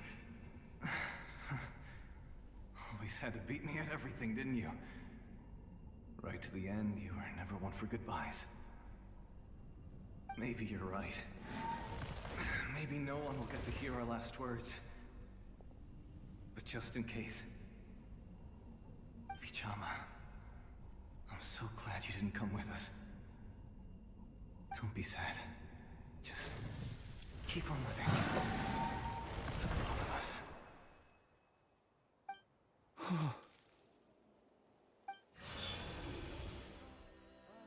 Was that a memory? Seems like we were able to salvage something after all. Of course. Seeing him, hearing his voice again, it makes me unbelievably happy. But it also brings with it an even deeper pain. A deeper pain? Why? Malco was always the type to put on a brave face. But in that memory just now, his hands were shaking, and his smile was forced. For all these years, I regretted not being able to fight alongside him to the end. And now I know, at the end of his life, he was thinking the same thing. Vichama. I'm fine. Actually, I heard Chief Wyna wasn't really on board with your plan to go to the Night Kingdom. When you asked for my help, I hesitated too. I knew helping you find your friend's ancient name meant leading you one step closer to danger. But I also understood why you had to try. Everyone has regrets in life, but not everyone gets the chance to make up for them. Once allowed to fester, guilt strips us of our most valuable qualities as warriors. In that sense, we might as well choose the braver path from the very beginning. If I could do it all over again, I would have followed Malco to the front lines no matter what. Even with an injured leg, there were still things I could have done. That way, even if the outcome stayed the same, I still would have fought alongside him to the end. There are critical junctures in life, and if you don't seize the chance to act, there's no going back. That's something I had to learn in hindsight. But you're still at the crossroads of your journey, so I hope you can walk away without regrets. Thank you, Vichama. I feel even more determined now. Kachina will come back to us. I'll make sure of it. I promised I would find her, and I intend to keep that promise. That's good to hear. Strange. My body, it's... Once abyssal corrosion enters the body, a portion will fuse itself to your internal organs. Even though the Traveler possesses powers of purification, the corrosion can never be fully eradicated. Thanks to him, though, you were only briefly exposed. Slowing your breathing and controlling your emotions should help you keep the symptoms in check.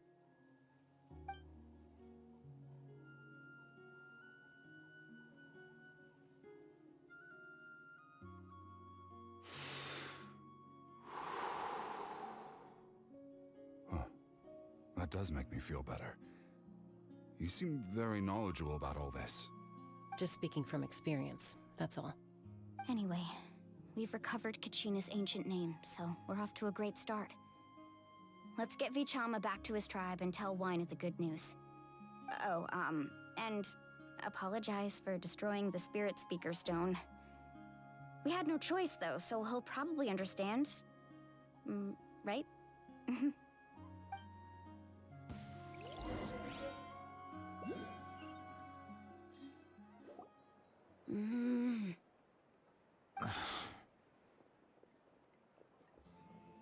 Koichi, are you really gonna just stand there like that? I don't know what you want from me. I think you know exactly what I'm trying to say, Uncle Wina. I can hear it in your voice. Honestly, it's just one thing after another with you two. They're back. Koichi? What are you doing here? Don't play dumb with your own sister. You know exactly why I'm here. My apologies, everyone. I just need to borrow Tosca for a few minutes. You come with me.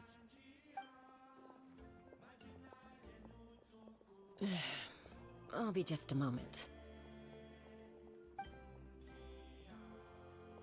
Who is that?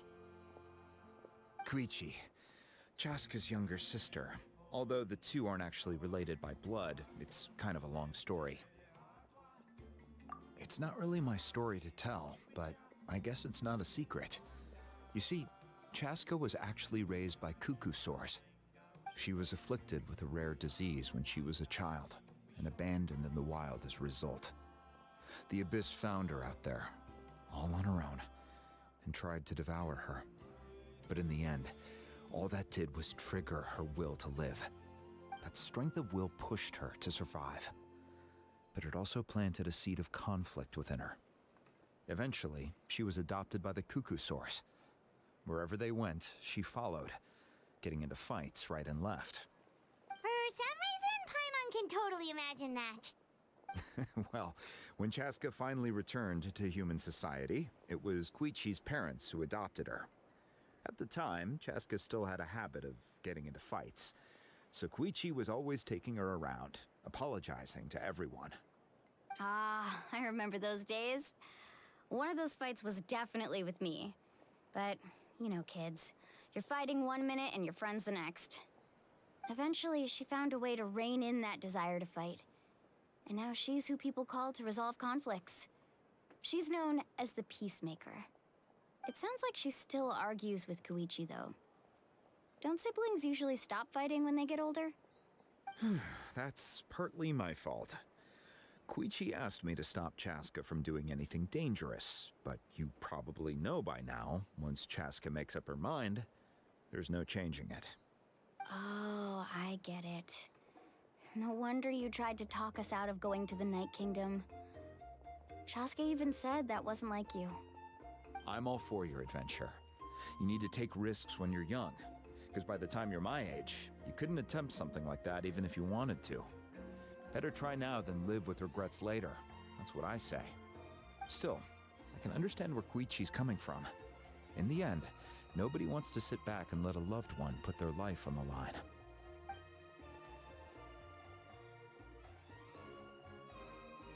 All right, it's just the two of us now. You have 1 minute to explain yourself. I don't have anything to say. You don't have to approve, but you should know I only do what's necessary. That attitude is exactly the problem. It's like you don't care. You try to sneak off to the Night Kingdom behind my back and then play it down as if it's just a trip abroad. Well, technically I am going abroad, right? Again with the excuses! We agreed, didn't we? There are 4 levels of danger. If it's not something urgent, you can only engage in level 2 danger and below. You can only go up to level 3 if a situation is so dire there's absolutely no alternative. But a trip to the Night Kingdom? If that's not a level 4, I don't know what is. And you were just going to sneak into the place without saying anything. What do you mean, sneak into the place? I always planned on walking in there with my head held high.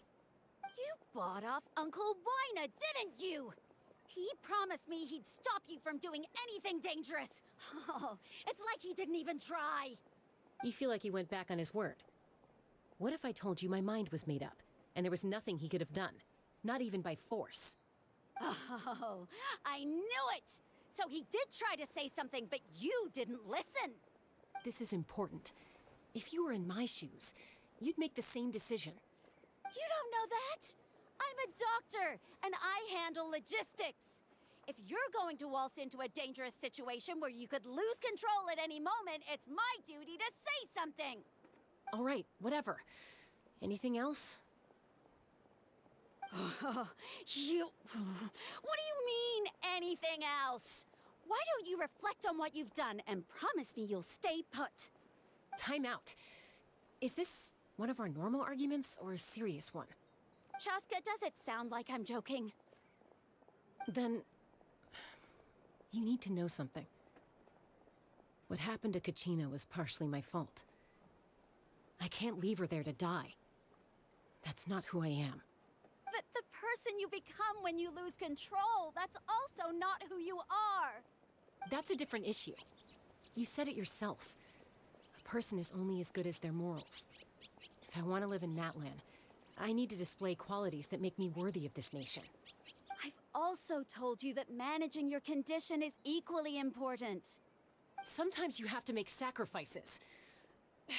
All right, let's stop this here. If we keep going, I might actually have to get serious. And I think Waina prefers his roof attached to his house. Is that a threat? That sounds like a threat to me. Koichi! Younger sisters are supposed to listen to their elders. So, you're really going to go, no matter what I say? I'm supposed to be your sister. Then support me. I'll be back. All you have to do is wait. Chaska. So, that's it. Why'd you have to turn out to be so darn annoying?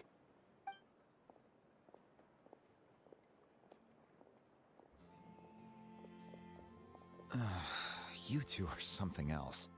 Something you wanted to say? I know you aren't related by blood, but you two sure are similar. Really? You know, I said that very thing to Koichi not too long ago, and she reacted the exact same way, down to the very tone of voice. It's not my place to get involved, but I will say this. Try to spend a little more time with your sister. You're tough kids. That doesn't mean you have to go it alone. Thank you. Anytime. All right. If you're done with the Spirit Speaker Stone, you might as well hand it over. According to Kinich, it's an important ceremonial artifact, so it'd be safer to keep it with me. About that... If only Tonegif Bard was here, he could have repaired it just like the Holy Liar.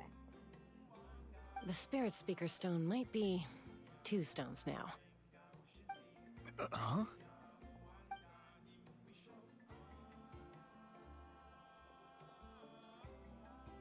I see. Sounds like it was an urgent situation. If someone's life was on the line, then you had no choice. Still, Citlali's going to be a nightmare to deal with now that you've broken her stuff. I'll explain everything to her later. Stay safe out there in the Night Kingdom, okay? I'll wait here for your safe return.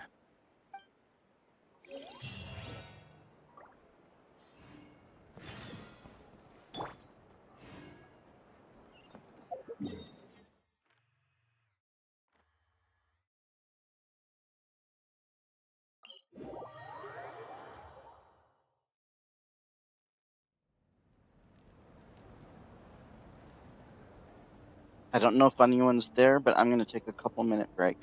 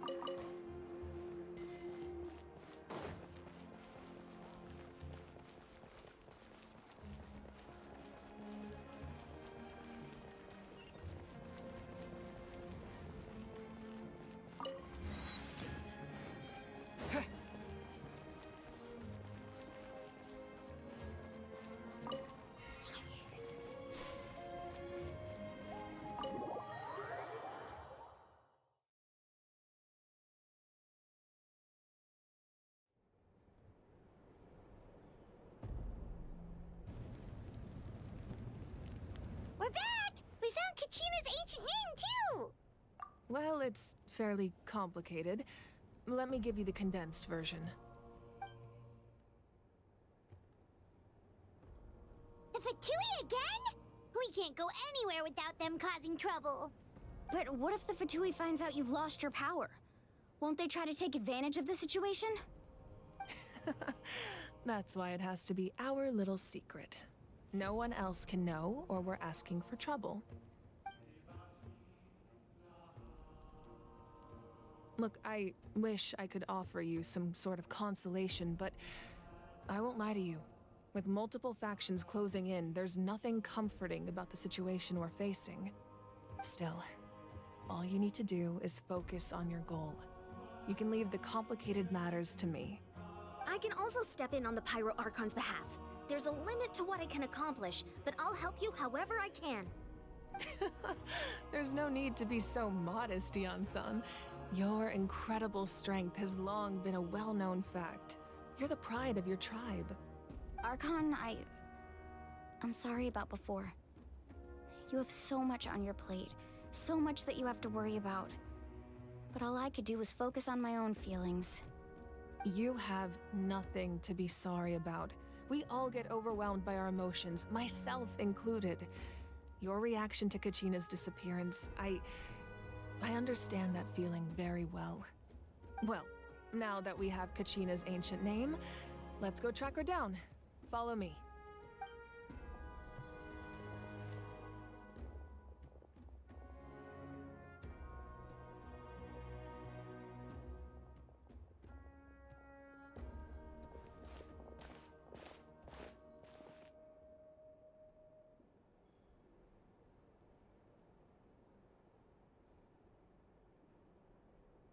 What is this place?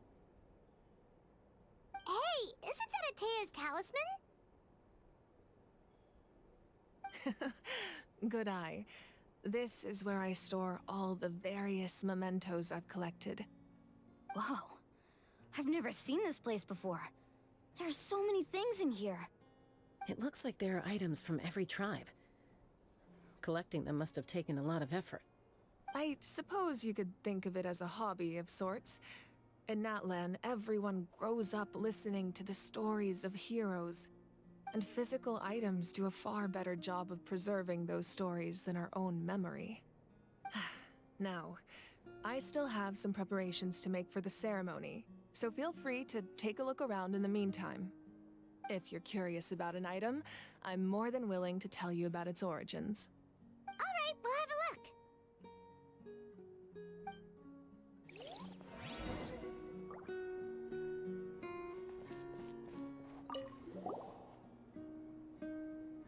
There are so many jars and potions around here.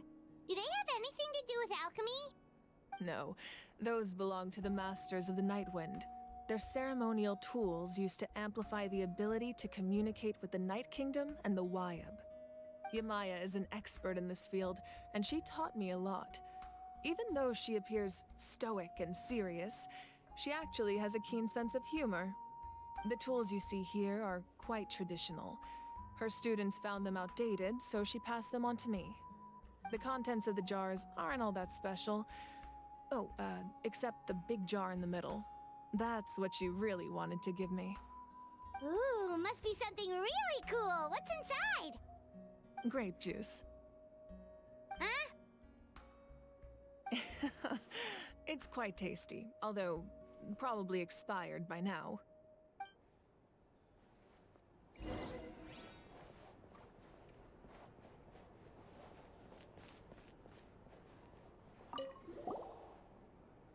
This is Atea's talisman.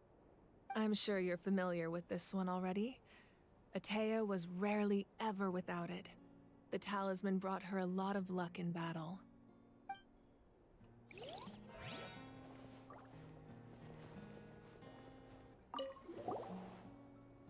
Hey, there's a fishing rod here. It must have belonged to the people of the springs. That's right. It belongs to a legendary fisherman named Matavaru. I have his entire set of fishing equipment, actually. He and I met in a tavern. He told me about a particular kind of giant fish and his meticulous plan to catch it. In his eyes, I saw a hunger and a strong fighting spirit. To him, the sea was the battlefield upon which he staked his honor. So, did he do it? The next time I saw him, he was covered in scars. It turned out the fish he sought had been corroded by the abyss. He managed to kill the fish, but sustained a serious injury in the process, which meant he could never go deep-sea fishing again. Can a fisherman claim victory if he fails to bring back his catch? That's what he asked me in the end. Well, Paimon thinks he won. That was my answer as well. The experience was far more valuable than the prize itself. In the end, he didn't want his tools to go to waste, so he gave them to me. Wait, that means you also know how to fish. Maybe we can go head-to-head sometime.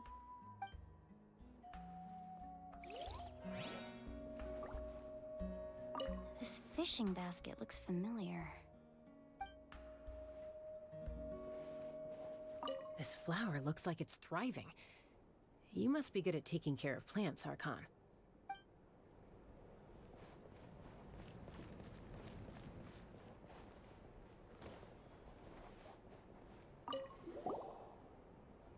Whoa, that bell belt is bigger than Paimon's head! The Collective of Plenty are known for their bodybuilding competitions and contests of strength. This belt is a symbol of great honor within the tribe. The association with strength might also have been the reason the original belt was extremely heavy. It was difficult for even 2 people to lift. And even if a warrior had the strength to put it on, wearing it for any length of time would still leave them gasping for breath. Sounds like it. So the owner of the original belt, Kitera, commissioned a craftsman to make a copy identical in appearance but far lighter in weight. That is the belt you see before you.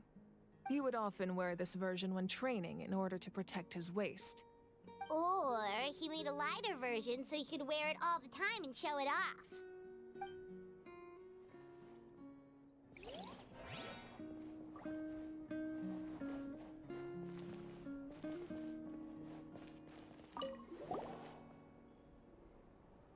Whoa, this weapon is huge! Which tribe did it belong to? Ah, that weapon belonged to Tenoch, a hero from 500 years ago. Strictly speaking, he didn't belong to any single tribe. That's because even before the disaster with the Abyss broke out, he had already been exiled. Exiled? It was a punishment imposed out of necessity, but he accepted it all the same. He believed it was what he deserved. When the Abyss attacked, the tribes found themselves in urgent need of a powerful figure to lead them into the battle, and there was no one more courageous or resolute than him. He united the 6 tribes and accomplished great feats throughout the war. Ultimately, he perished, and because he had already lost his ancient name, the Ode of Resurrection was unable to bring him back. And so, he was laid to rest, alongside the countless warriors and civilians who lost their lives, buried in the soil of his native land. Wow, he sounds like a true hero. Indeed, even now his story is told throughout the land.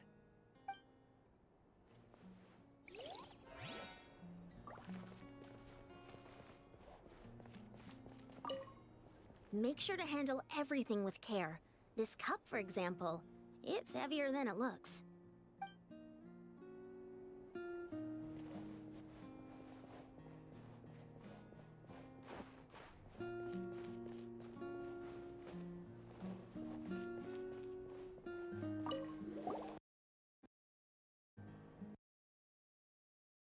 To settle. Well, what do you think of my collection? Do you feel like you have a better understanding of Natlan's culture now? Yeah, if each item represents a different story, seems like Natlan's really been through a lot. Does every item hold a special memory, just like Atea's talisman? That's right. The items in my collection actually serve a similar purpose to the ancient names passed down among the tribes. They demonstrate the true shape of time. The shape of time? Most people perceive time as a linear concept, almost like a straight line that can only move forward. We cannot change the past or predict the future. But there's also a different theory, one that I believe to be closer to the truth. Namely, that the past, present, and future all exist at once. At once? Paimon's not sure she understands. Let's say your journey ended right now. Thinking back on your experience in each nation, which one would you say was the most important? Exactly. Even at the end of your journey, the things you experienced along the way don't cease to exist. They become part of who you are. Take out a portion of that journey, and you would likely make very different decisions, and eventually arrive at a very different destination. The future is the same way. It exists even though it has yet to come to pass. We just lack the means to perceive it. Of course, there are those with the power to foresee the future. They simply call it by a different name. Fate. You're quite familiar with that concept, I would imagine. That does kinda make future hasn't happened, but already exists. Humanity excels at living in the present, but too often we forget the past and neglect the future, while the Pilgrimage and the Night Warden Wars lead us to a better future. Only by uniting the people of Natlan across countless eras can we fight back against an enemy as formidable as the Abyss. To come up with such a set of rules, the first Pyro Archon must have possessed a level of insight I can only imagine. That's correct. At first, he was a mortal man with no special power. After he ascended to the Divine Throne, he used it to borrow power from the heavens and establish the rules of Natlan. Namely, a framework through which ordinary people can ascend to Archonhood. By holding the pilgrimage, we're able to determine the strongest among us, and when that person ascends to the Divine Throne, their inner flame will awaken. In addition, the sacred flame will grant them significant knowledge and memory of this land. After all, that's how I came to know everything I just told you. So, it all comes down to the power of the Divine Throne and the rules. Wait, is that a family portrait?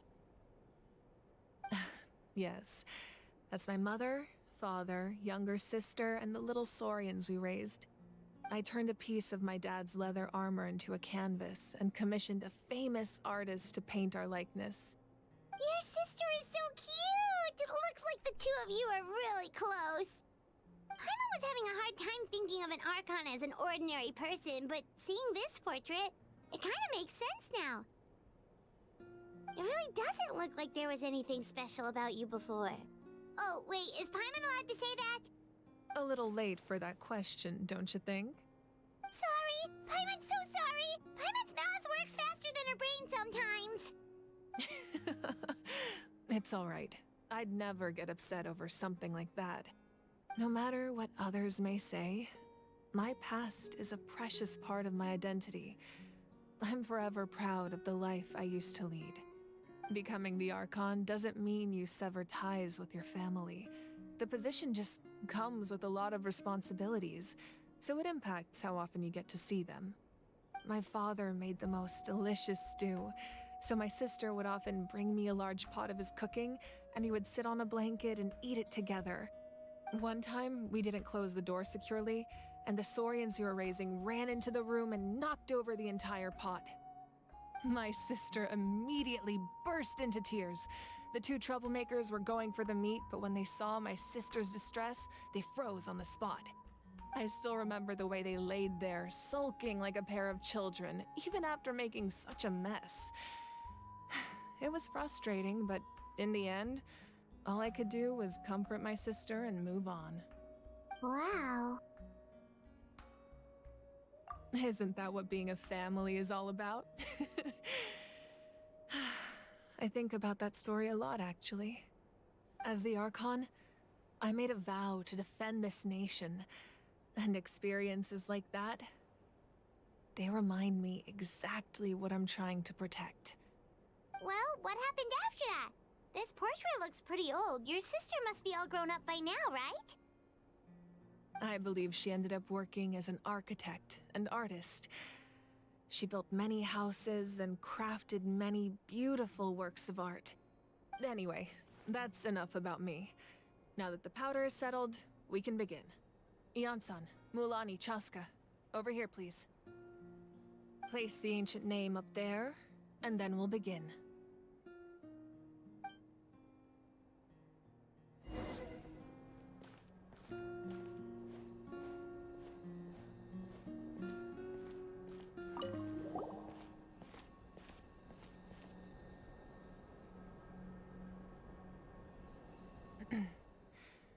Surely as the echoes of life resound through heaven and earth, so too shall our stories remain eternal. Ancient name, take us to your fated bearer. Allow her to answer our call.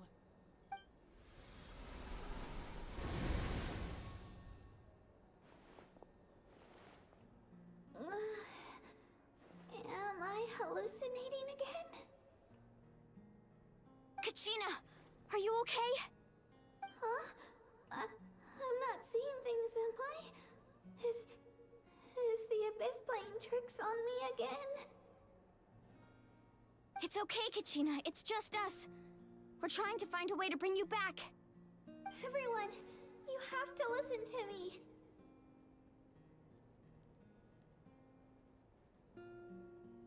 I've been investigating the Night Kingdom this entire time, and I figured out what's wrong. The Wyab is being affected by the Abyss.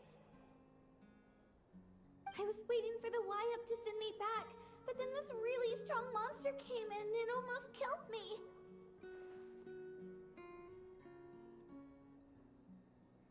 The Wyab saved me, even though its power is weakening, so I've been hiding from the monsters while trying to find a way to help. The Night Kingdom has become a huge mess, though. I keep hearing these awful sounds and seeing really horrible things. Don't listen to those sounds, Kachina. The Abyss is trying to strip you of your sanity. All you need to do is stay safe and wait for us. We'll be there shortly. It's okay. I feel so much better now that I've had the chance to talk to you guys. You don't need to worry about me. I've never been strong or special at all, really. So I don't blame anyone for forgetting about me or leaving me behind.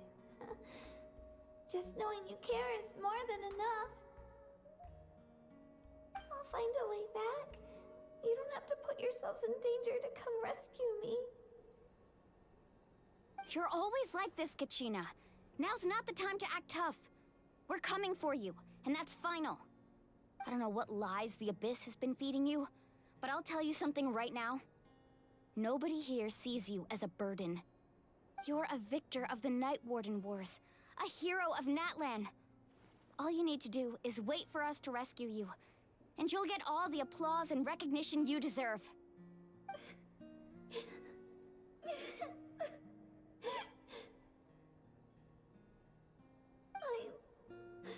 I'm really scared.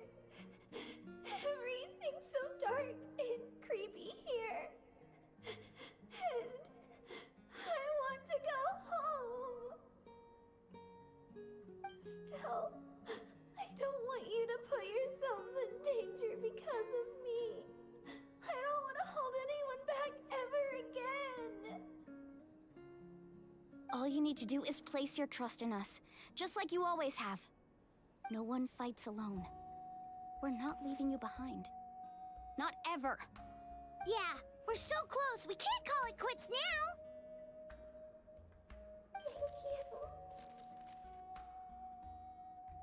Be careful. Looks like we've lost contact. Now comes the most dangerous part. You have to traverse the Night Kingdom in your physical form. This entrance to the Night Kingdom was left behind after an abyssal invasion. Even a brief amount of time inside could expose you to corrosion. I know. I'm prepared for that possibility. All right, then I wish you all the best. I'll tell Koichi to be ready just in case. She's very experienced in dealing with abyssal corruption. That face you just made. Don't tell me you two got into another argument. No, I just feel bad for creating more work for her. I'll go with them too, Archon. The more people, the stronger the party. Thank you so much for your help, everyone. It really means a lot that you're willing to brave these dangers with me. And there's no time to lose, so let's get going. Now that I've lost my power, I won't be able to provide much practical support. But I can still keep an eye on the situation from here. Eon-san, I know it's unlikely, but if you encounter a situation you can't handle... That won't happen. I hope not.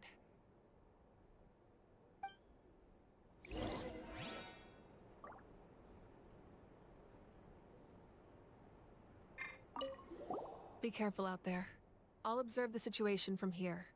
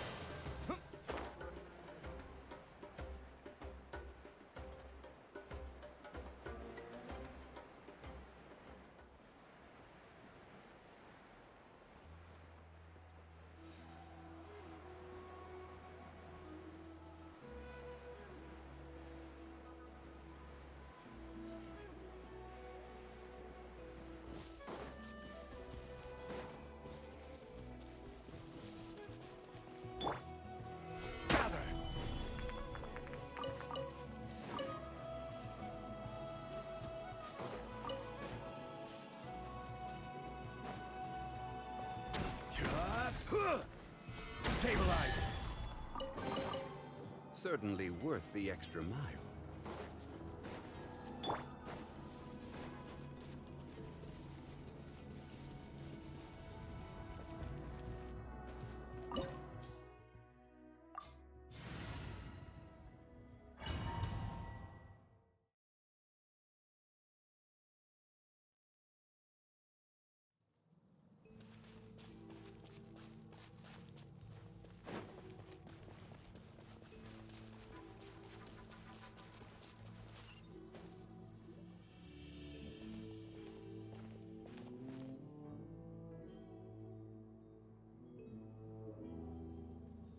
So we're underneath Natlan right now? It looks nothing like Paimon was imagining.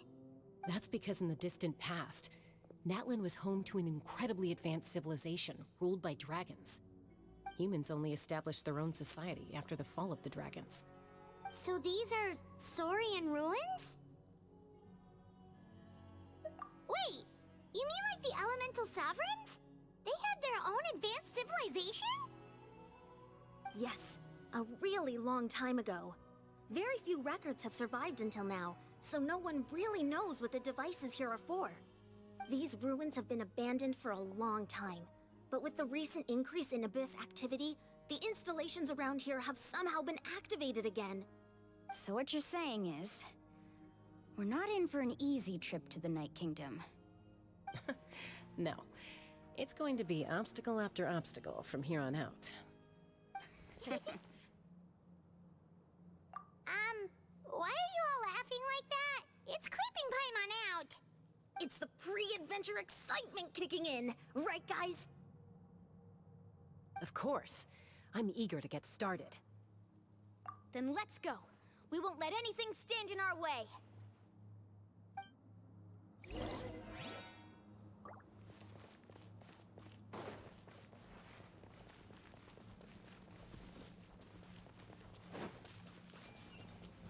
Seems like the road ends here. How should we get across? As a professional trainer, I think you could stand to build up your endurance, Paimon. Professional trainer? Paimon thought you were a warrior from the Collective of Planning. Well, that goes without saying. But I actually work as a sports coach. I provide professional guidance for many of Natlan's popular sports. And I don't just mean physical training. I design nutrition plans as well. Ah, so basically no sugar, no soft drinks, no grilled meat. Yeah, we'll be here all day if you list them out one by one. It's much faster to just focus on what's good for you. Such as? Vegetable juice. Want some? You know, Ian-san, Paimon feels like the two of us might not see eye to eye.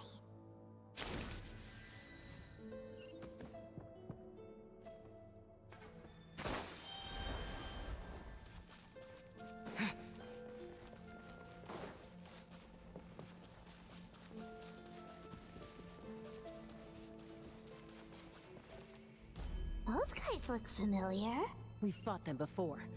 Let's go. Show no mercy.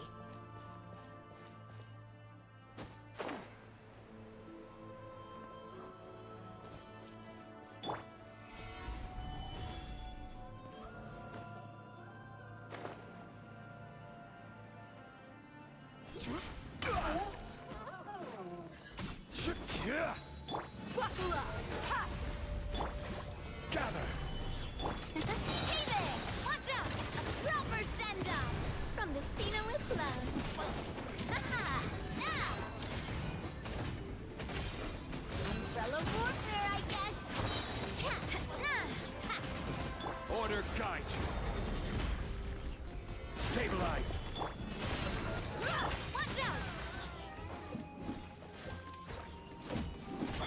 Hiya! Umbrella warfare, I guess.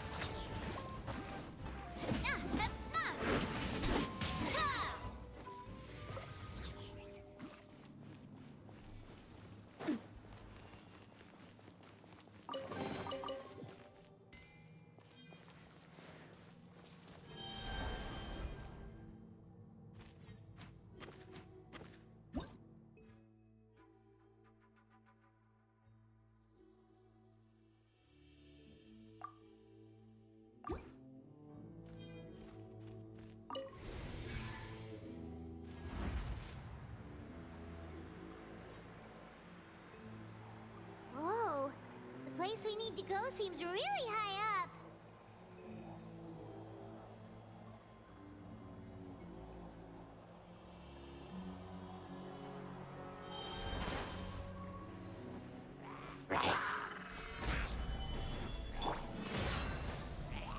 Feeling lucky?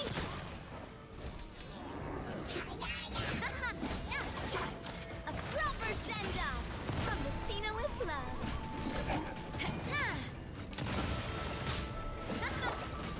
Solidify! This is order! Watch out! Hiya! Fire! Well, with rocks. Stabilize! Watch out!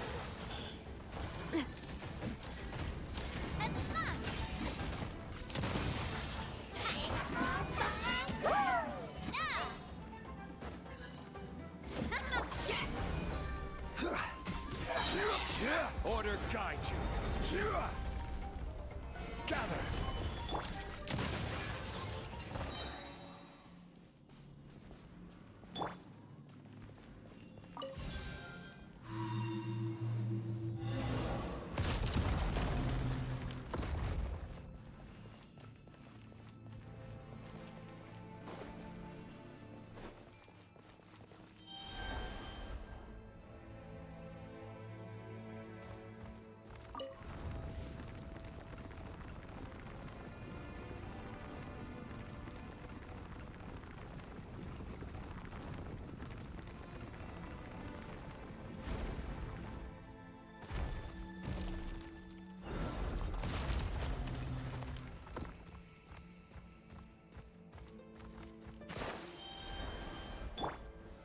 Stabilize! Let's get it on! Ha! This one's got your name on it! A proper send-off from the Spina with love. Umbrella warfare, I guess.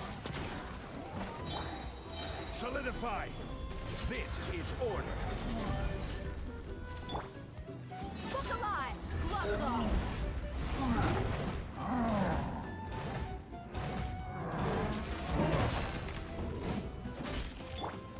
Gather! Watch out! A proper send-off from the Spina with love. Hiya! Ha! This one's got your name on it. Cha!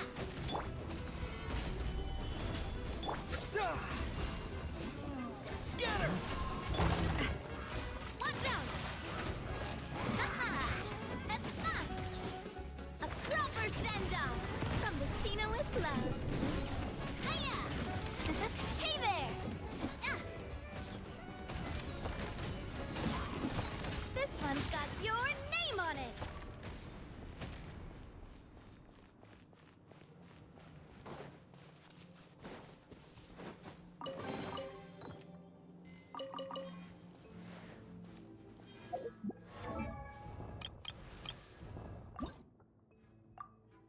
Osmanthus wine tastes the same as I remember.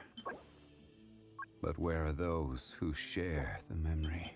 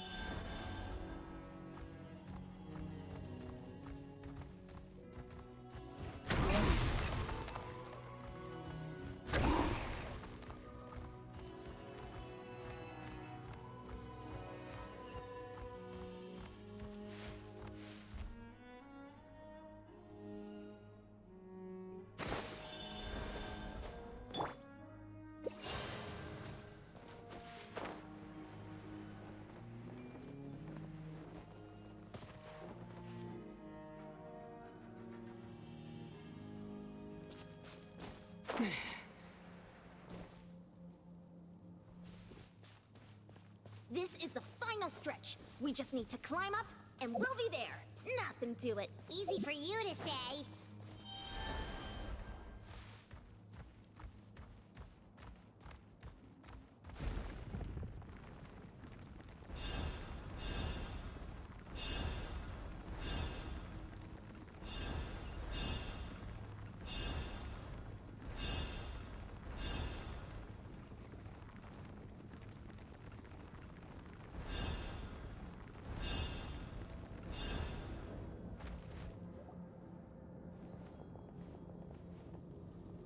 This must be the entrance the Pyro Archon told us about. The one ripped open by the Abyss. Yes.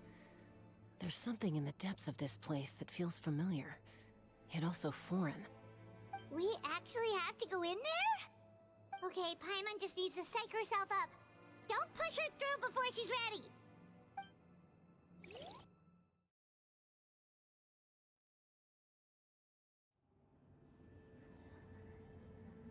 Hey! You don't have to drag Paimon! You're pulling too hard!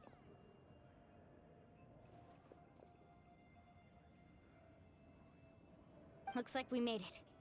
This is the Night Kingdom.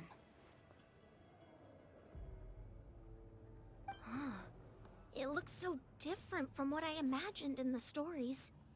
That overflow of energy is probably what trapped Kachina here in the first place. From this point forward, everything we know about the real world no longer applies. Anything can happen here.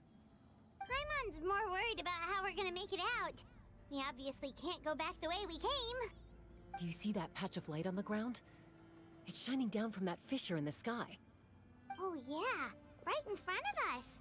So that's coming from up there? Oh, it's so high up. Did we really fall that far down? Just like I said, our real-world knowledge doesn't apply here. We fell all this way, yet came out completely unscathed. If this was the real world, we'd have to climb our way back up to the entrance. But here, all we have to do is stand underneath the light and offer a prayer. That's it? Right. We still got a job to do. So that means all we need to do is find Kachina and bring her to this location. Exactly. This light is streaming in from the real world. It's a link between the two realms. The terrain looks difficult to navigate, and the visibility's not great either. How are we supposed to find Kachina in these conditions? Yeah, these floating black things don't look super friendly either. Those are all manifestations of abyssal power. Be careful. Ghost! A talking ghost! Calm down, I'm here to help. You're the ones who helped Vichama, right? Yes, I'm Vichama's friend, Malko. I was completely lost to this realm until I sensed a mysterious power calling out to me. It's like it was seeking me out, attempting to reassemble the pieces of who I used to be. Of course, it could only do so much. I'm sorry I can only appear before you in this imperfect form. No, we should be the ones apologizing. If the Spirit Speaker Stone hadn't become corrupted by the Abyss, we could have done much more. But we had to destroy it. Otherwise, Vichama and his tribe would have been in danger. Of course. Thank you for protecting him. I never imagined that, even after all these years, he'd still take such a risk for me. Under the power of the stone, it felt like our souls were connected. Turns out even our regrets were exactly the same. Whether in triumph or death, you want your best friend by your side. Exactly. That may not be in the cards for us, but it's not too late for you. You're looking for a young girl from the Children of Echoes, right? She's being chased by an embodiment of abyssal power. I'd like to help her while I'm still in this form, so follow me. Be careful. This place has been severely corroded by the Abyss. Paimon didn't realize it had gotten this bad. It's like a seething volcano ready to engulf our world at any moment.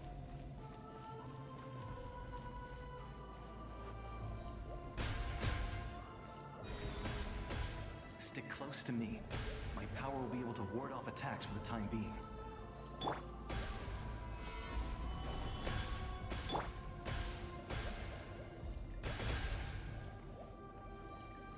We won't be able to keep this up. Let's try another route. This way.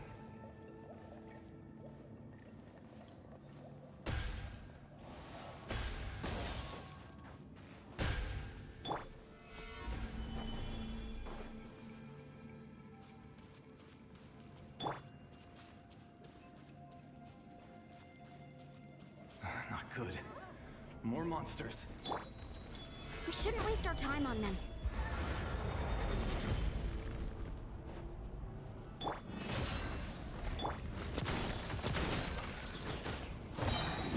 Fire! Well, with rocks. Umbrella warfare, I guess. Solidify! You asked for it.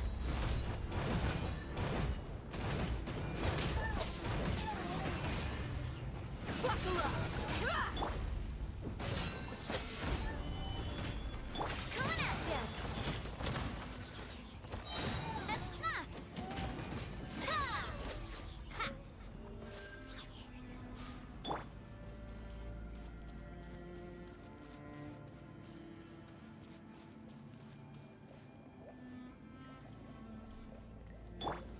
Gather!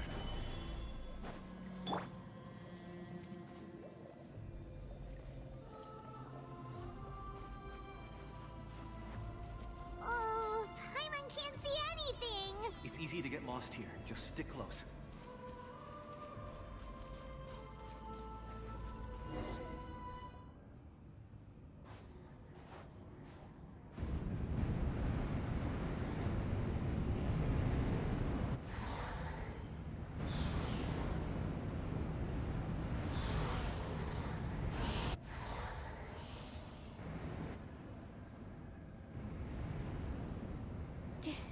Did you hear that? What? Never mind. It was probably just my imagination. Don't scare Paimon like that! I heard it too. It was a voice from the abyss. What did it say? Doesn't matter. It certainly doesn't harbor good intentions.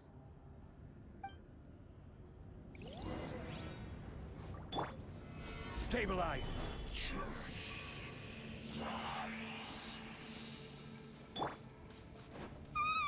Paimon just heard it too! Let's keep going. Paimon wants to get out of this place!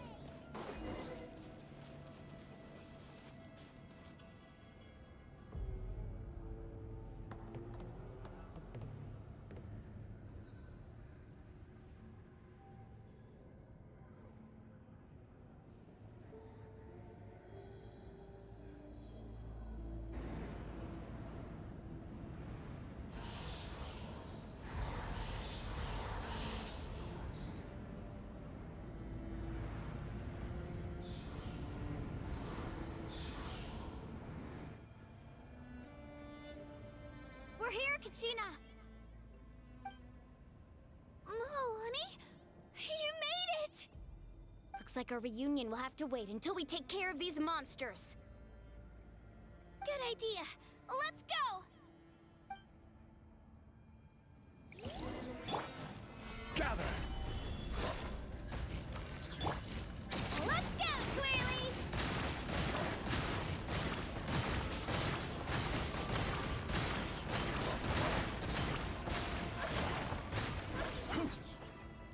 Quake! You're here. You're finally here. Thank you so much. That monster can appear from anywhere. It almost caught me a bunch of times. The Wyab's power helped keep me hidden, so I just tried to stay out of sight until you got here. Atta girl. You did so well. And most importantly, you weren't hurt. Should we start heading back then? Actually, I have a request. Will you come visit the Wyab with me? I can't exactly put it into words, but something's wrong with the Ode of Resurrection. And I know it has something to do with the contamination from the Abyss. That was the Pyro Archon's theory as well. Everything we've seen here certainly seems to back it up. In the Night Kingdom, there are 6 main totem poles representing the Wyab of each tribe. You can think of them like the body of each Wyab. Additional totem poles, like the ones around here, serve as proxies to which the Wyab can extend their consciousness. There are countless proxies scattered around the Night Kingdom. Through them, the Wyab can extend their consciousness over the entire realm and track down souls no matter where they roam. But if a proxy were to become severely contaminated, then a soul could become lost within the Night Kingdom. Judging by the current situation, I don't think we're dealing with just one contaminated proxy. Even if we could drive back the abyssal power from one of them, that probably wouldn't even put a dent in the problem. Still, we can't just leave the Wyab to suffer. It's protected me this whole time. I agree. We might even manage to draw out the monster that's been hunting Kachina. Getting rid of the monster might slow down the deterioration of the Night Kingdom.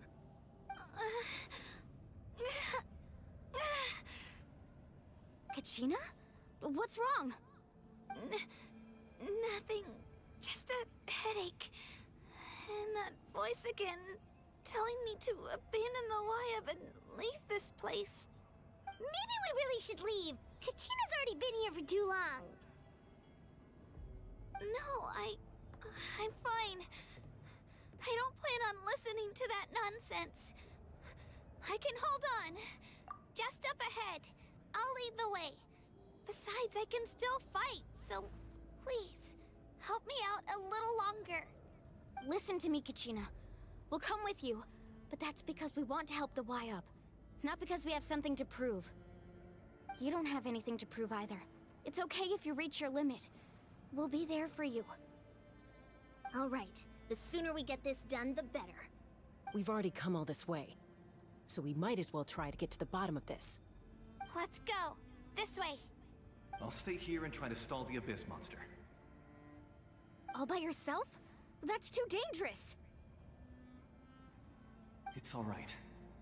I may not be as strong as that monster, but I'm definitely more familiar with the area. Besides, I don't have much time left. If you're anything like my friend, I'm sure you're not particularly fond of goodbyes. So go. Achieve your goal, and return to the world where you belong. Thank you for everything. You're a true hero. Thank you. No one fights alone.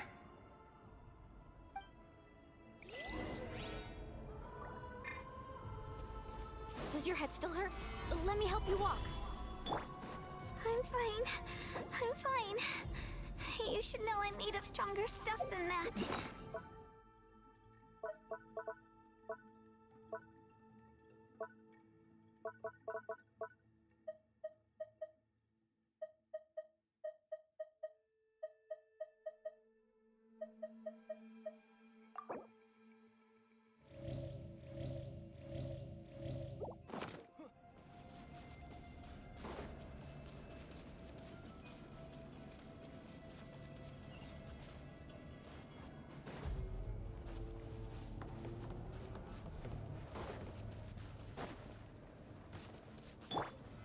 Solidify!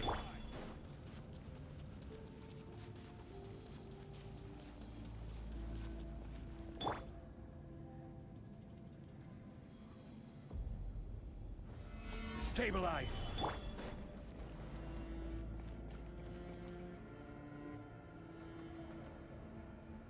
Wyab? Wyab! I'm back! My friends and I are here to heal you.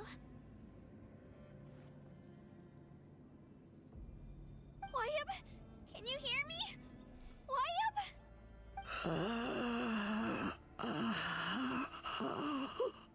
So we were right. The contamination is already too severe.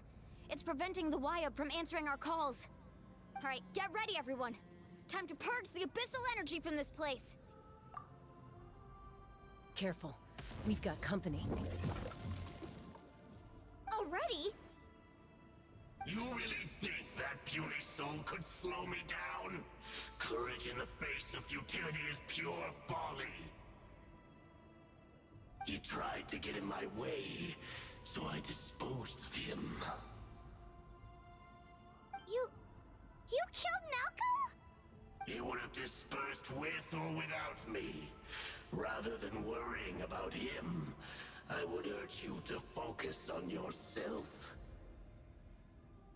You may have defeated others of my kind in the past, but underestimate me now, and it will be to your peril.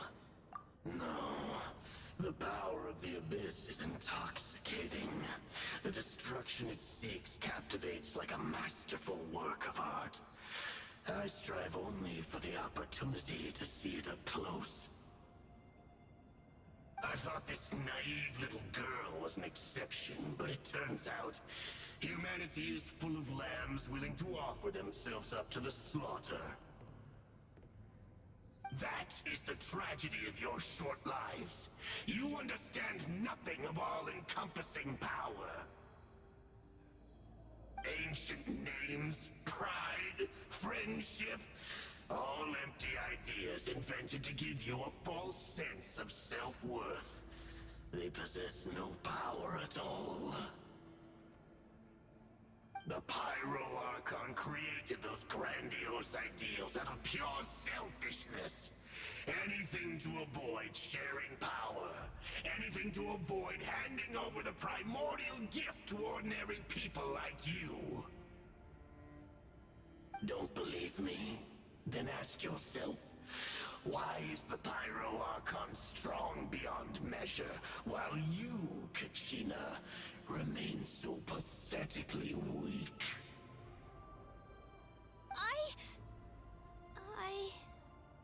Kachina! Give me your hand.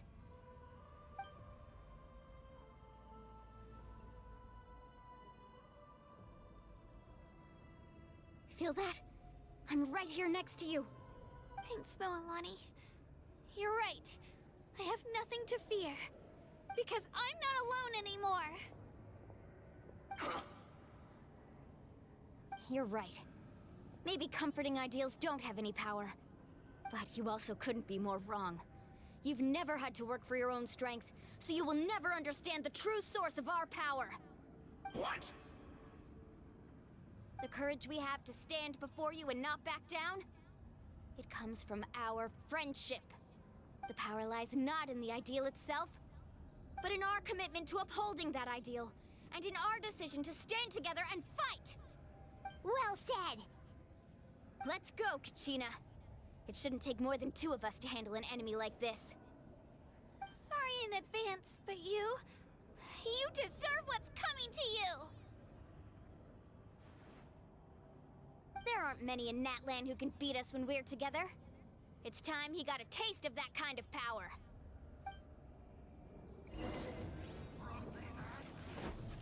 Let's ride!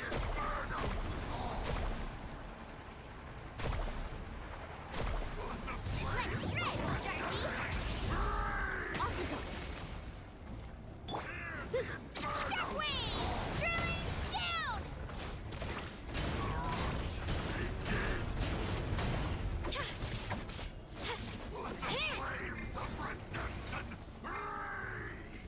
Carving waves! Amazing! Need a surf? Oh! Faster!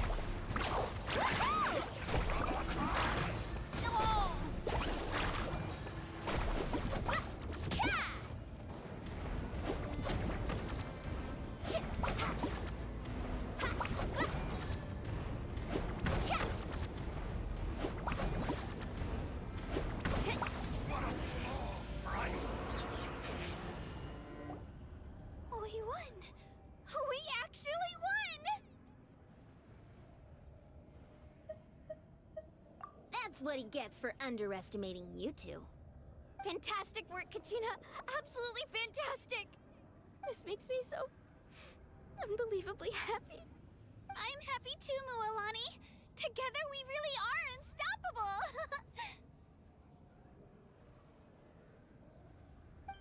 Huh? What's happening?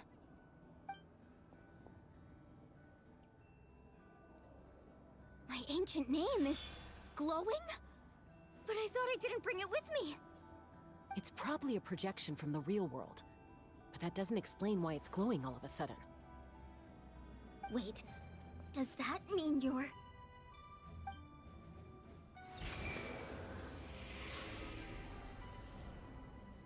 That was a bold move. Diving headfirst into the fire to save your friend. especially in a place so overrun with abyssal corruption. Still, seeing you pull it off was really something. Everything you said was exactly right.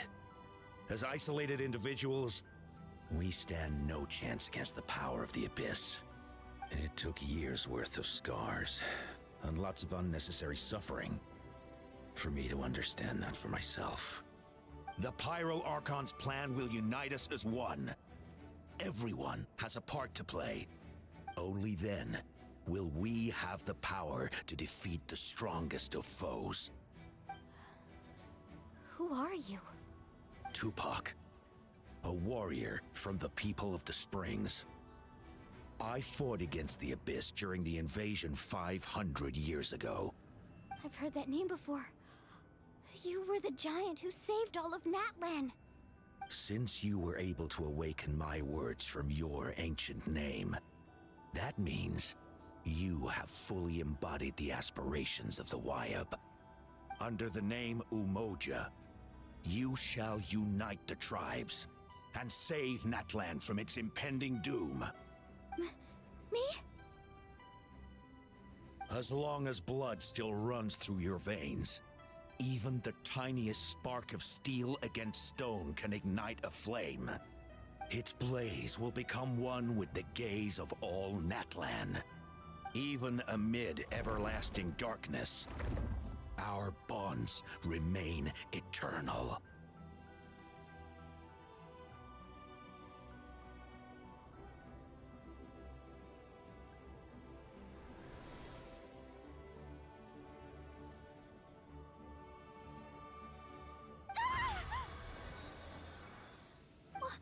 What's wrong, Moalani? Ah, so many memories.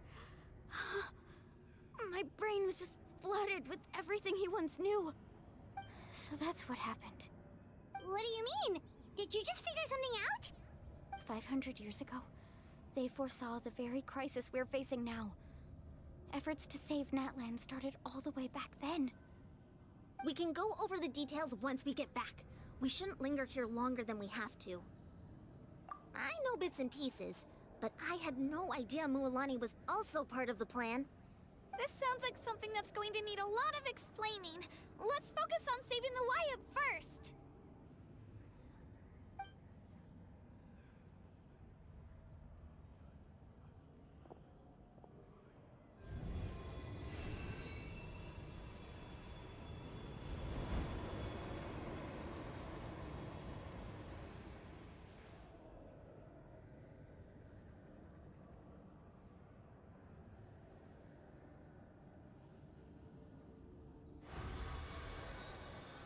Okay, that should be enough. Wyab? Wyab? Can you hear me? I hear your voice, Kachina. My dear child. Great. Well then, I'm afraid it's time to say goodbye. I just wanted to make sure you were okay before we leave, but we can't afford to stay here any longer. I was going to ask why you bestowed an ancient name upon someone like me, but it's okay. I'll keep searching within myself for the answer. I'll never stop trying to improve my strength. One day, I'll live up to the hero you saw in me. You are already an outstanding child in my eyes, Kachina. No matter what happens. Huh? You are all my most beloved children. It has always been my honor to protect and nurture you. Your ancient name is just that, a name. Much like your parents chose to name you Kachina, I also gave you a name, but it need not define you. Focus on who you want to be. You are already worthy of your name. Now, you need only devote yourself to becoming a better you. The story of your ancient name is for you to continue. Just like your parents, my love for you will never change, no matter what the future holds. Thank you, Wyatt. It gladdens me to see the Pyro Archon's plan move another step towards completion. But it's time for you to leave this place. The situation here is getting worse. Go now, my children. Save Natlan on behalf of all you hold dear. I know we've never met before, Wyatt, but I just wanted to say thank you for encouraging Kachina. It was exactly what she needed to hear. Whoa! What's going on? An earthquake? We're out of time. It's the power of the Abyss. Quick, we need to run!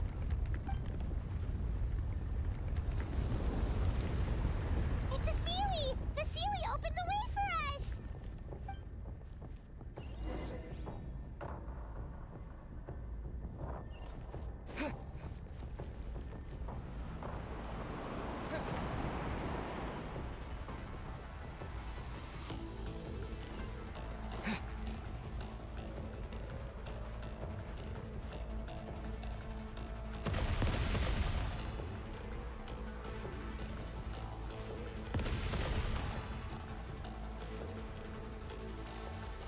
The opening in the sky! It's closing! We need to hurry, or we'll be stuck here!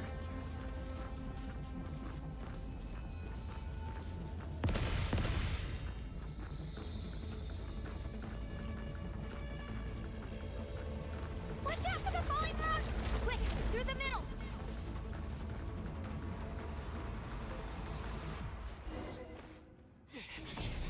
Come on, faster! We'll never make it!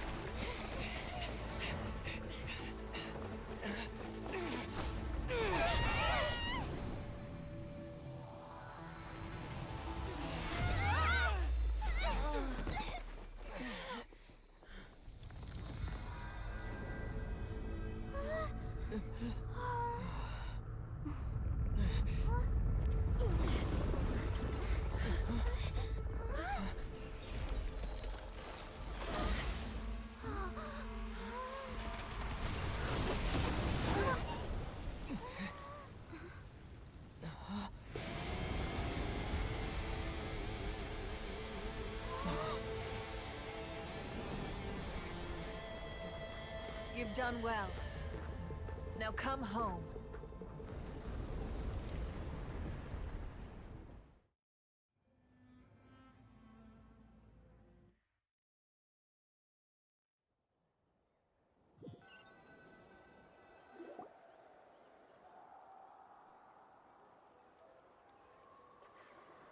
We're back! The Pyro Archon saved us. But she's not here. Yeah, didn't she say she used it all up? She's still in the speaker's chamber. What we saw in the Night Kingdom was just her consciousness. So you're saying her consciousness did all that? Every great display of power comes at a price.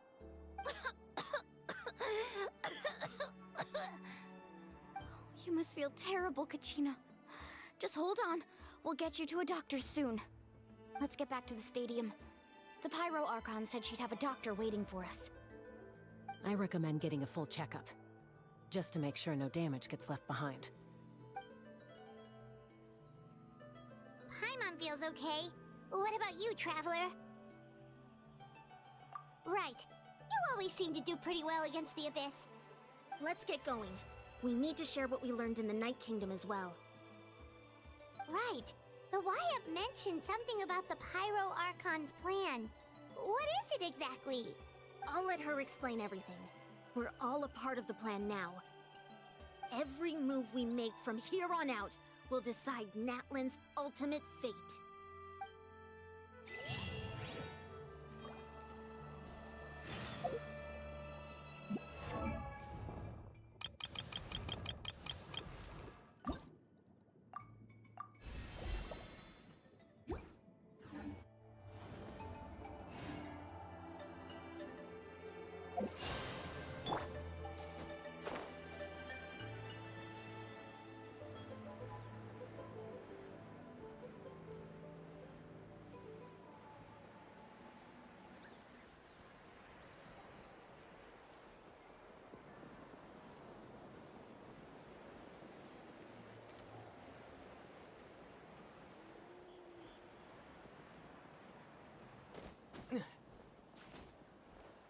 Huh.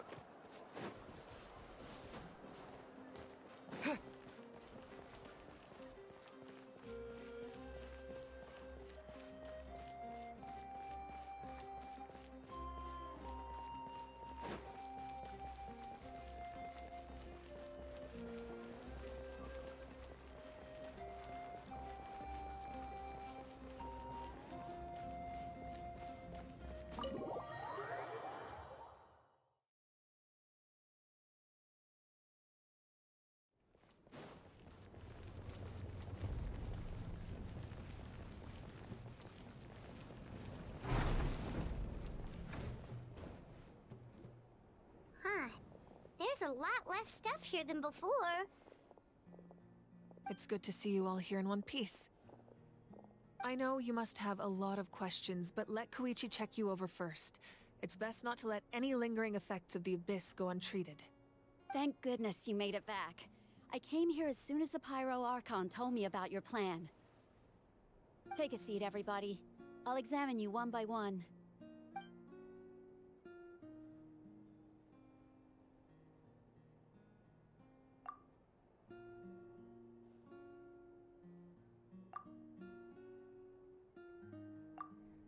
All right, that should do it for now.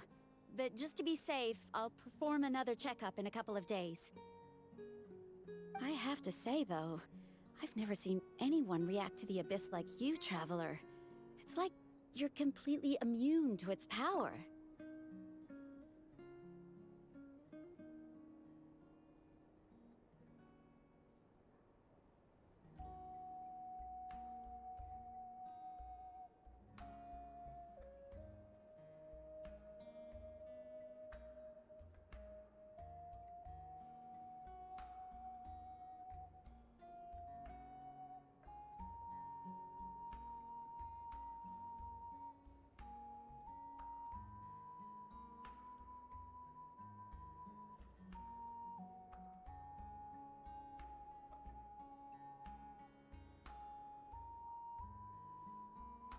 He always has been special like that.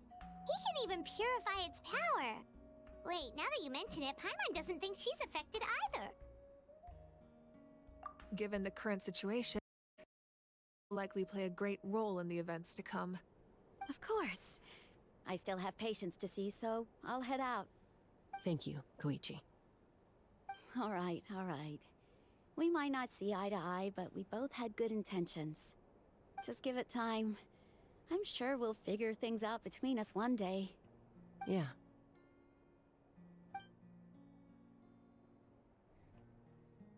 All right. There's so much to discuss, I don't even know where to begin. You've seen it for yourselves now. The devastation in the Night Kingdom. I'll get straight to the point. Natlan is on the verge of destruction. It's very possible our nation has less than a year before total devastation. Huh? No. That can't be true, can it? That's right. But I've only ever disclosed that fact to the handful of people working with me to save this nation.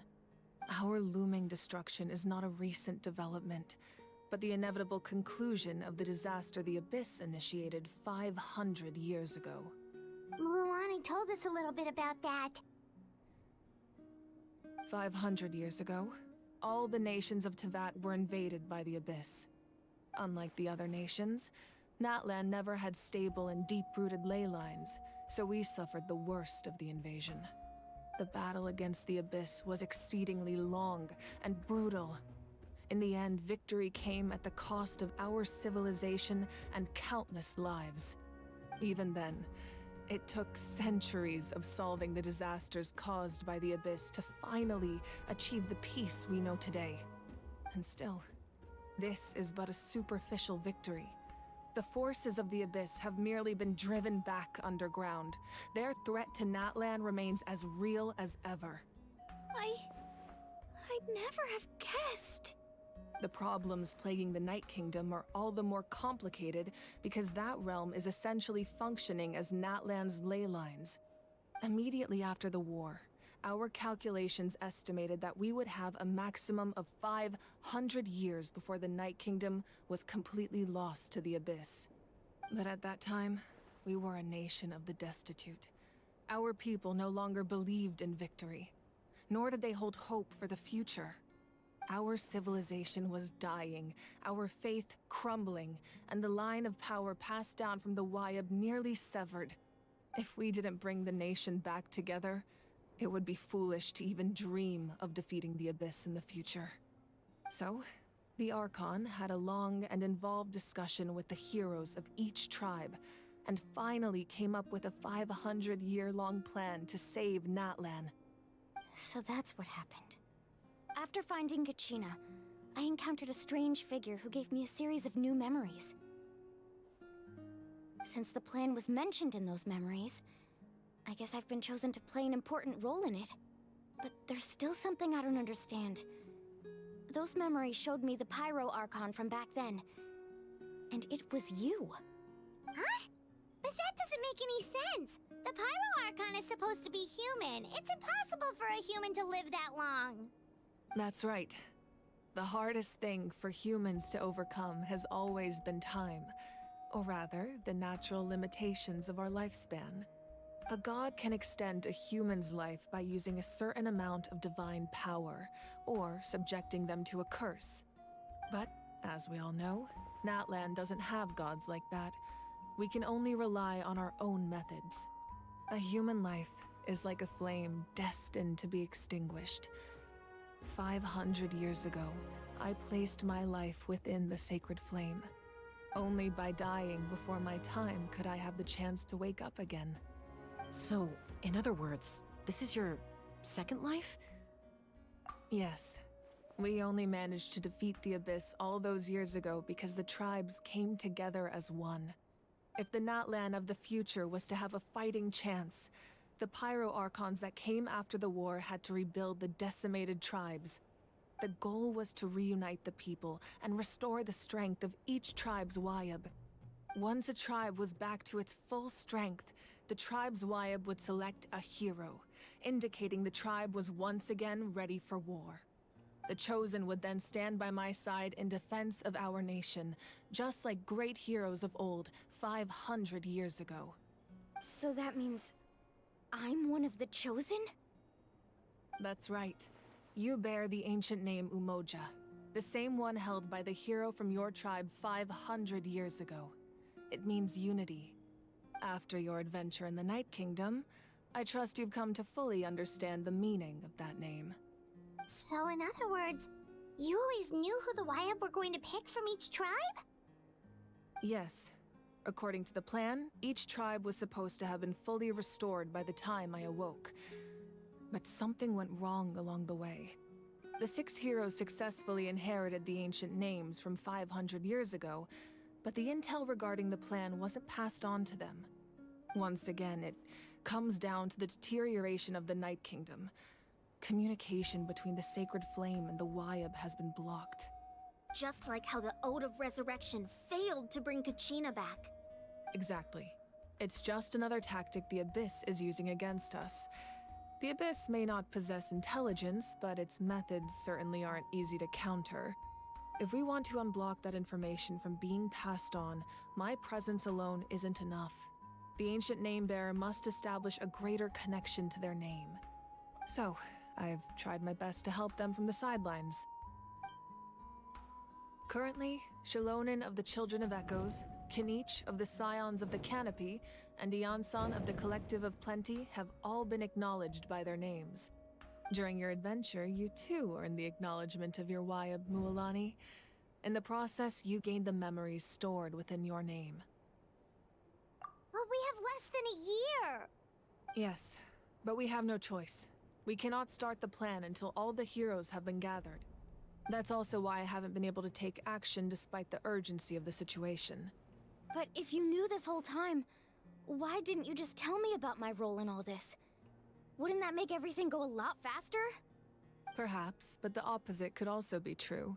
Knowing your destiny too early could mean failing to realize your full potential.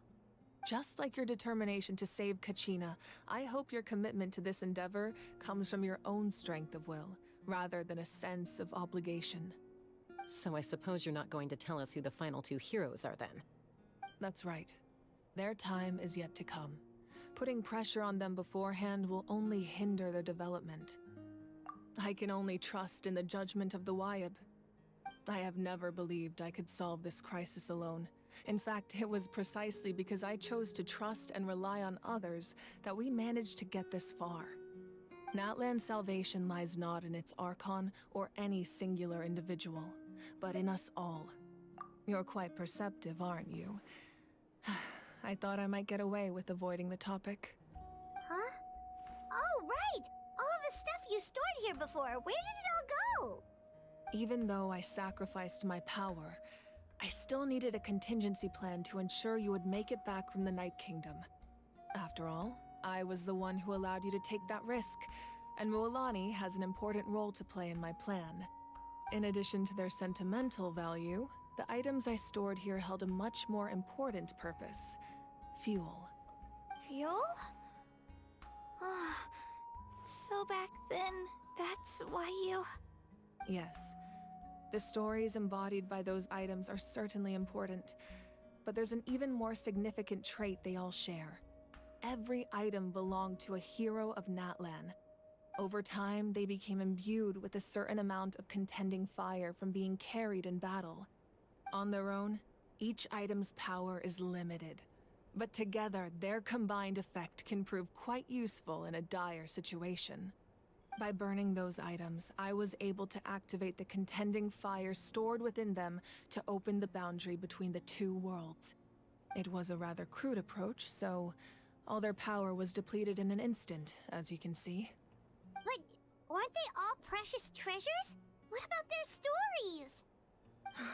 That's exactly why I dragged you all here. No matter what, I never wanted the Pyro Archon to have to use that power. Oh, I'm so sorry. You have nothing to be sorry for. You all deserve my thanks, actually. If you hadn't saved the totem pole, that area of the Night Kingdom would have been forever lost to the Abyss. And then, it would only be a matter of time before the Children of Echoes was met with disaster. Besides, when those heroes entrusted their belongings to me, or the Pyro Archon of their time, it was out of a desire to contribute to Natlan's survival. If they knew those items helped save the present-day heroes of Natlan, they would not mourn their loss. Even when you put it that way, I still feel bad. There's no need. Remember what I told you about time? The people and the events of the past are never truly lost to us. We simply carry them with us in a different form. In that sense, we didn't lose anything at all. If you still have regrets, let them fuel your resolve in the battles to come.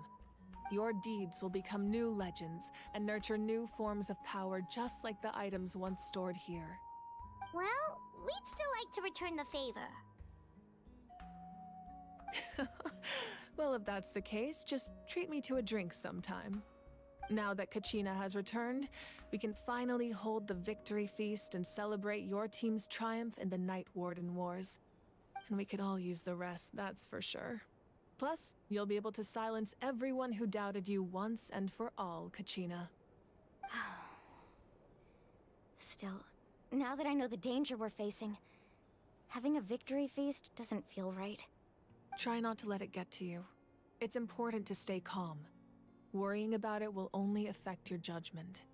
All right. You should head out. I'll join you in a bit.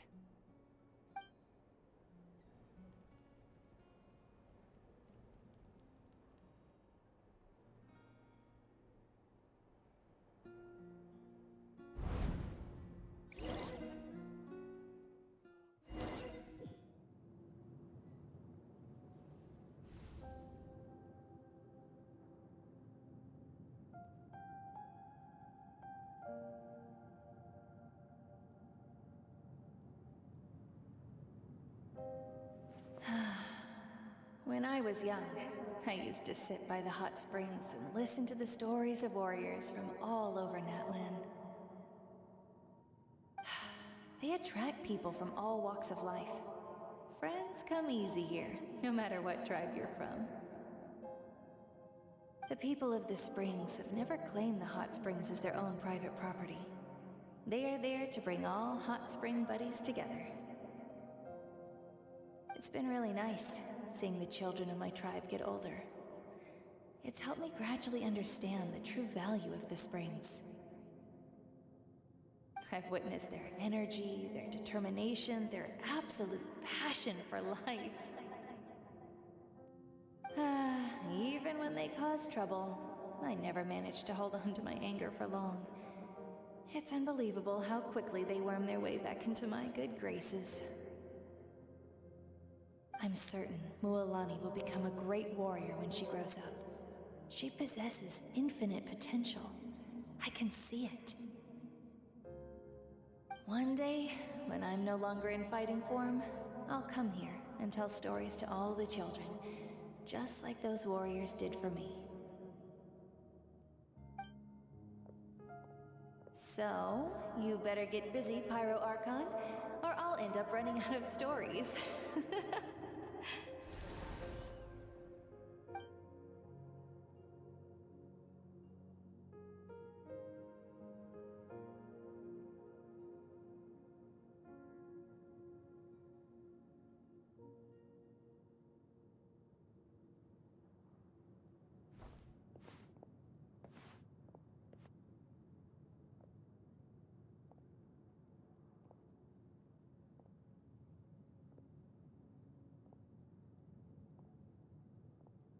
Our nation is engulfed in darkness. Our tribes stand divided, and yet you promise victory in the distant future.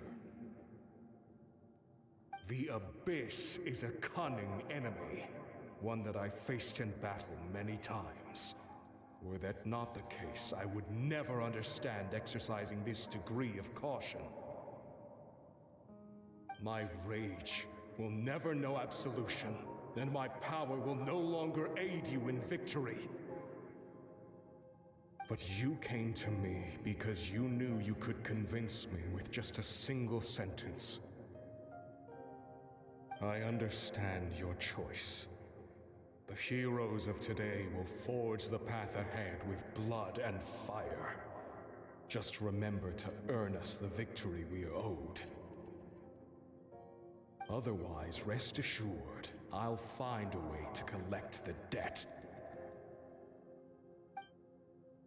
For Natlan.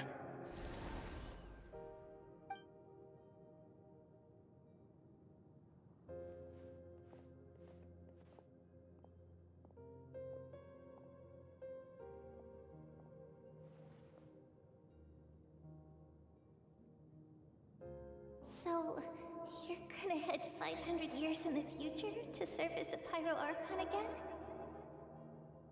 But what about the you from right now? You're just gonna die? You can't ask her those questions and expect her to answer, my dear. The decision is hers to make, and she deserves our support. We will do everything we can to rebuild the tribes. Don't you worry.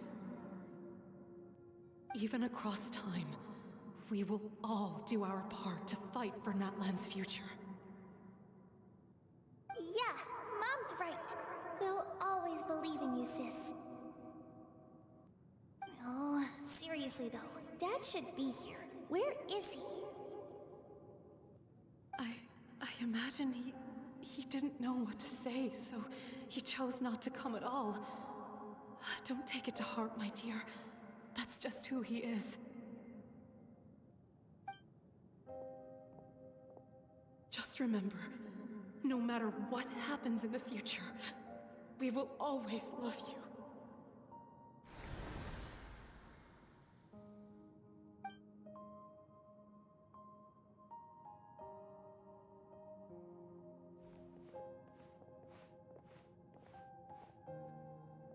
I'll come find you one day. I know I can't live that long, but I'll think of something. There has to be a way for us to meet again one day. If there's an answer out there somewhere, I'm gonna find it. So, don't forget about me.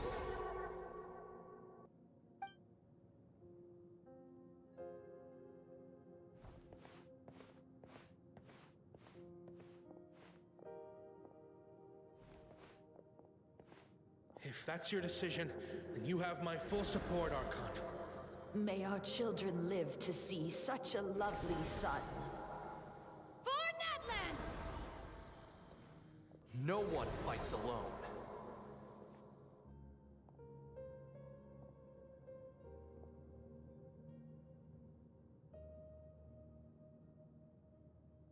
The rules are my legacy. They shall grant us the strength to overcome the next tragedy. War forged the 6 tribes, taught us how to fight, instilled in us what it means to love.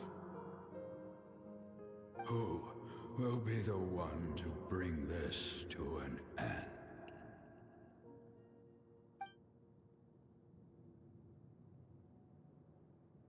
We are the inheritors of memory and legend. Those who grew alongside sun and wind. Those who forged our own destiny and future. That is Natlan's fire. The lifeblood of our nation.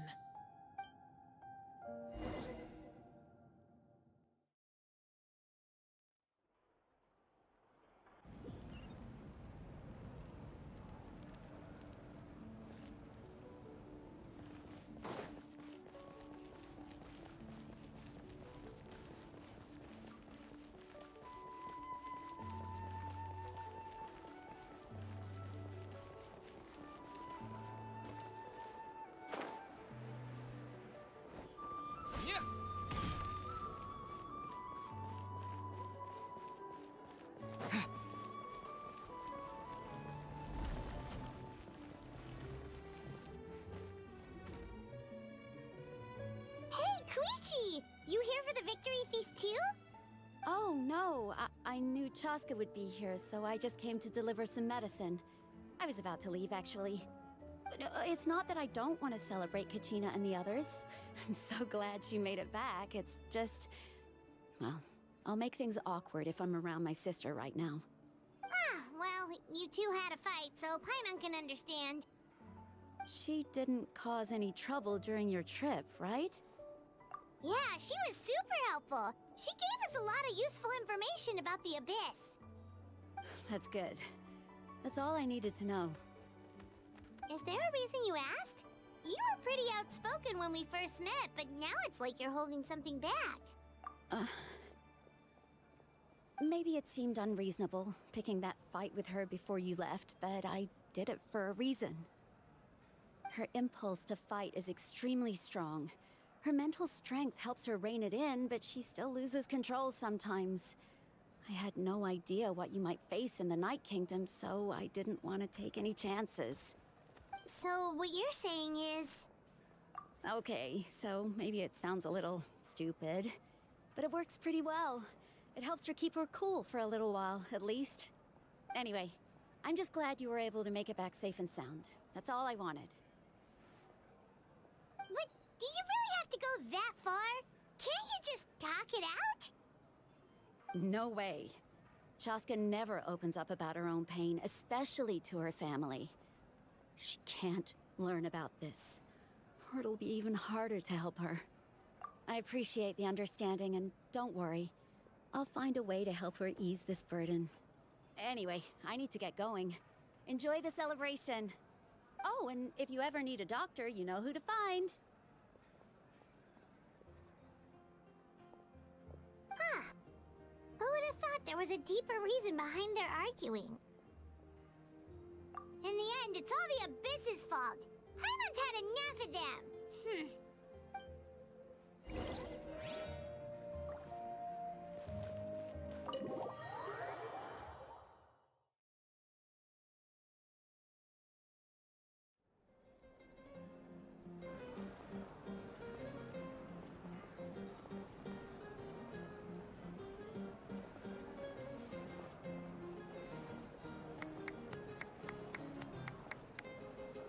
let's give a huge round of applause to our brave young warrior, Kachina! Woohoo! Well done, Kachina. Thank you, everyone. I'm so glad I finally made it. I always knew you could do it. With so much potential at your age, you have a great future ahead of you. You're one to talk. Don't think I didn't know you were the first person to abandon your team. I'll be dealing with you when we get back. I had no choice. My friend invited me. I couldn't just say no. Oh, really? So you weren't just trying to get ahead in the first round? I wasn't, I swear. I just happened to find that bearer injured in the wild, so I stopped to bandage his wounds.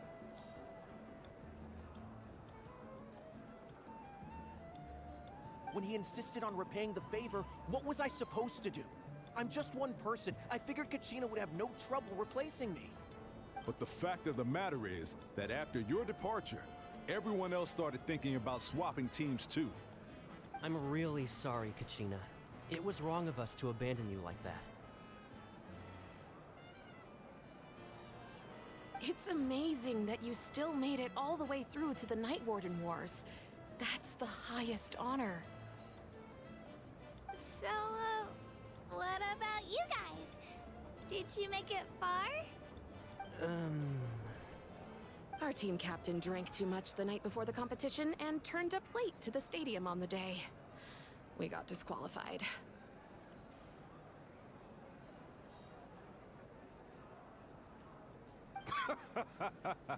Serves you all right. No sympathy from me.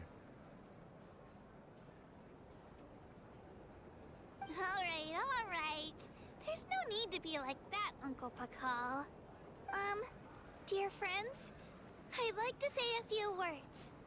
Firstly, I'm grateful to my friends and our great Archon for helping to bring me back. This traveler and his companion Paimon are some of the strongest people I've ever met. If they were allowed to participate in the pilgrimage, I have no doubt that they'd win the whole thing. They've agreed to let me learn from them. With their help, I believe I can become even stronger still. And let's not forget my good friends, Moalani, Chaska, Kanich, and Dion-san. They all helped the Traveler and Paimon figure out a way to bring me back from the Night Kingdom.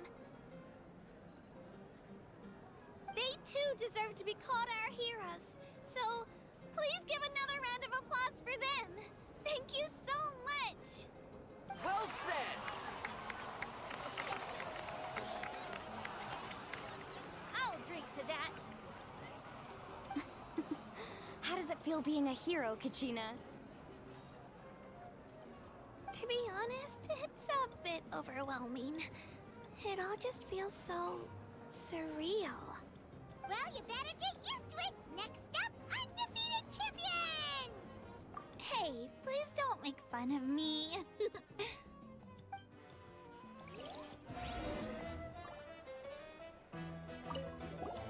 My apologies. I knew more than I let on. Everything comes at a price, and most heroes aren't people who set out to become a hero.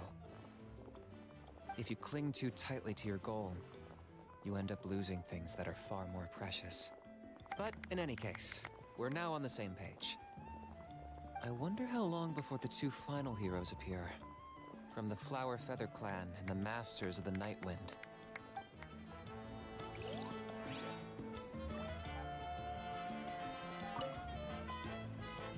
At previous victory feasts, you'd always find me in the crowd singing and dancing. But after what I found out today, it's too much. I'm still trying to process it. It does feel weird seeing you so out of sorts.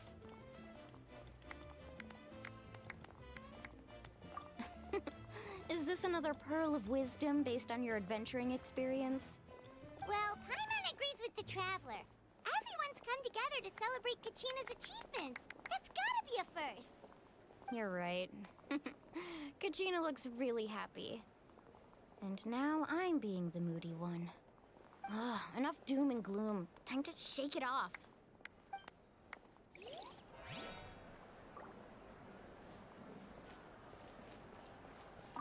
It cost us a lot, but we got Kachina back safely, and that's what matters. There'll be even tougher challenges coming our way in the days ahead, though. We'll have to train harder, make sure we're in peak condition. That includes you, Paimon. I can do a special one-off session to show you the ropes. Interested? No thanks.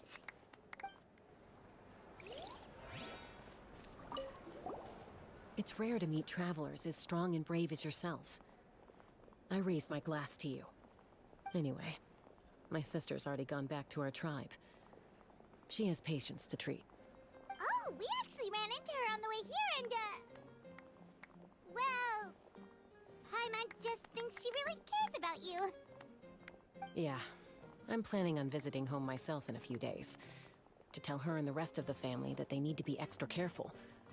I just hope they take it seriously. The Abyss has likely sensed your arrival in Natlan by now. So exercise caution on your adventures as well.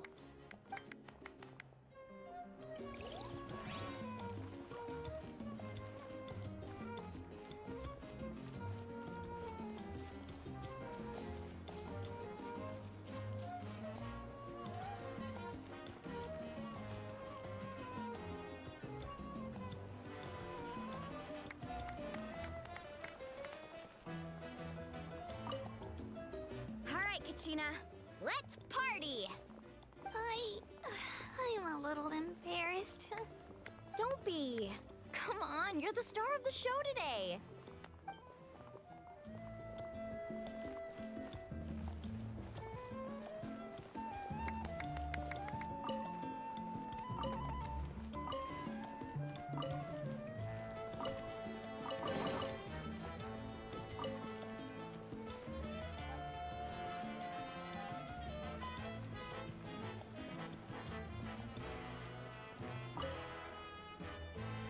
You're here.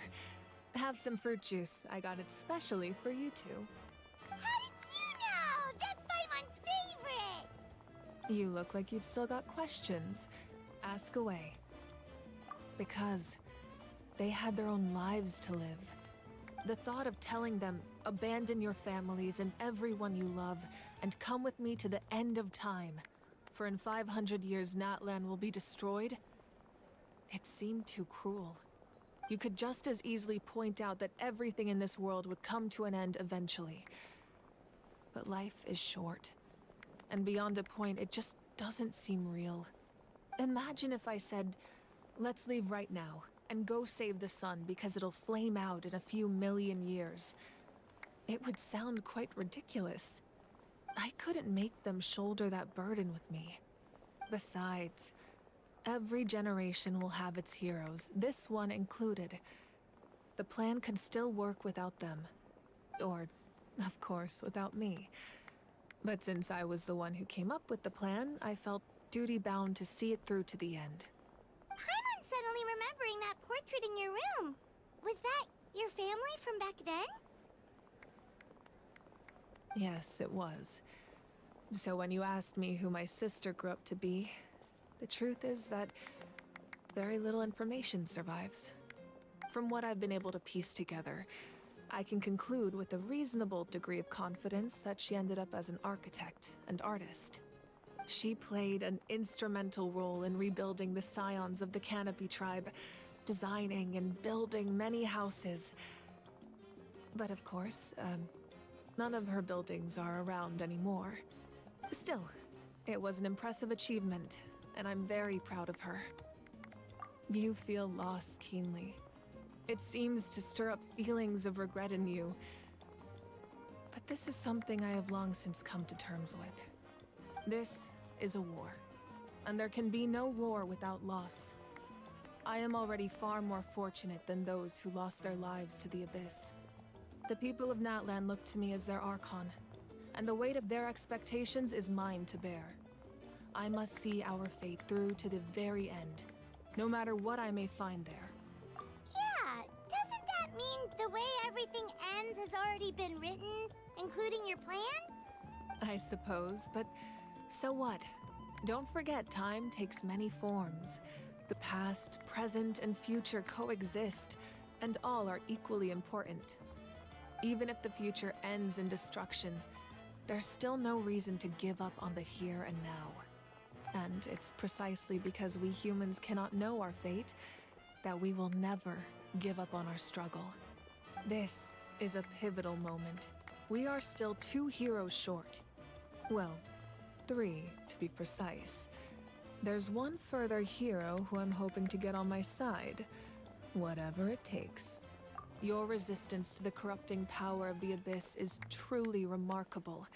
It would easily make you an all-important figure in the upcoming battle. If you agree to join us, you will not only gain my full support in your journey, but I will also forge a brand new ancient name for you. Ancient names can be forged? They can. Several strict conditions must be met, but if they couldn't be forged at all, then the number of them in circulation would have long dwindled to 0. Possessing an ancient name would mean that your adventures in Natlan are recorded in full. Your stories would be remembered by our people for all the years to come. The Ode of Resurrection may have temporarily lost its power, but still, take this as my personal guarantee that I shall never let you fall. Just like in the Night Kingdom, I will be there for you. That is a promise I will fulfill at all costs. This nation always honors its heroes. Yeah, we can't just ignore the situation here. Wonderful. Then I'll reach out to Shilonen right away. She's the one who will forge the name. We've never forged an ancient name for an Outlander before, but I trust she'll find a way.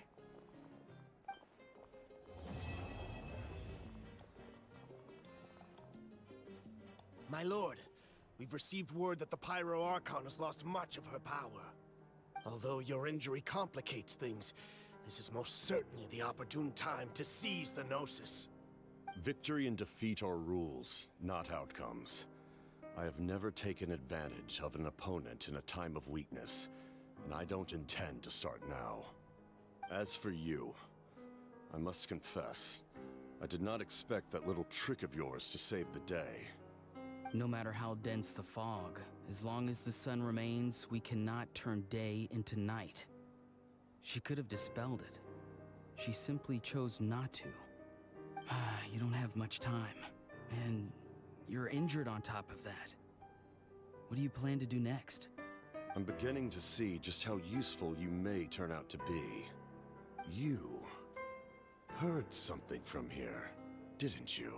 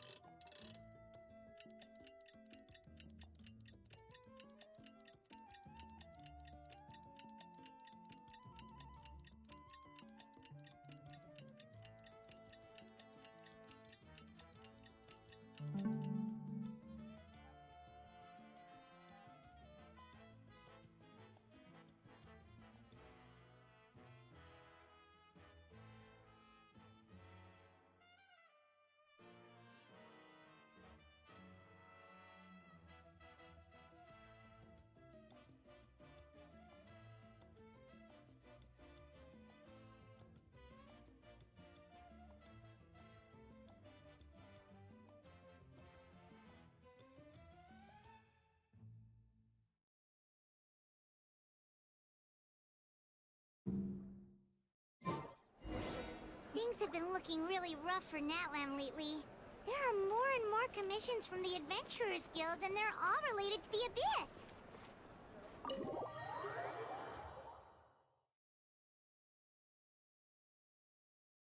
Just waiting around won't do us any good. Let's go and see if there's anything we can do to help.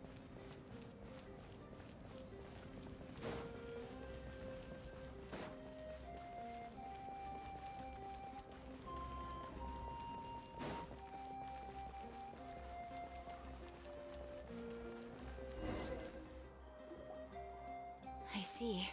Thank you so much. The Adventurers Guild has been overwhelmed these days. No worries at all. We've always valued the strength of adventurers. Given the current situation, it's vital that we all work together. Since we're facing the same enemies, I'll send you the intel we've collected on the Abyss so far. Then we can take a look at how to coordinate our efforts.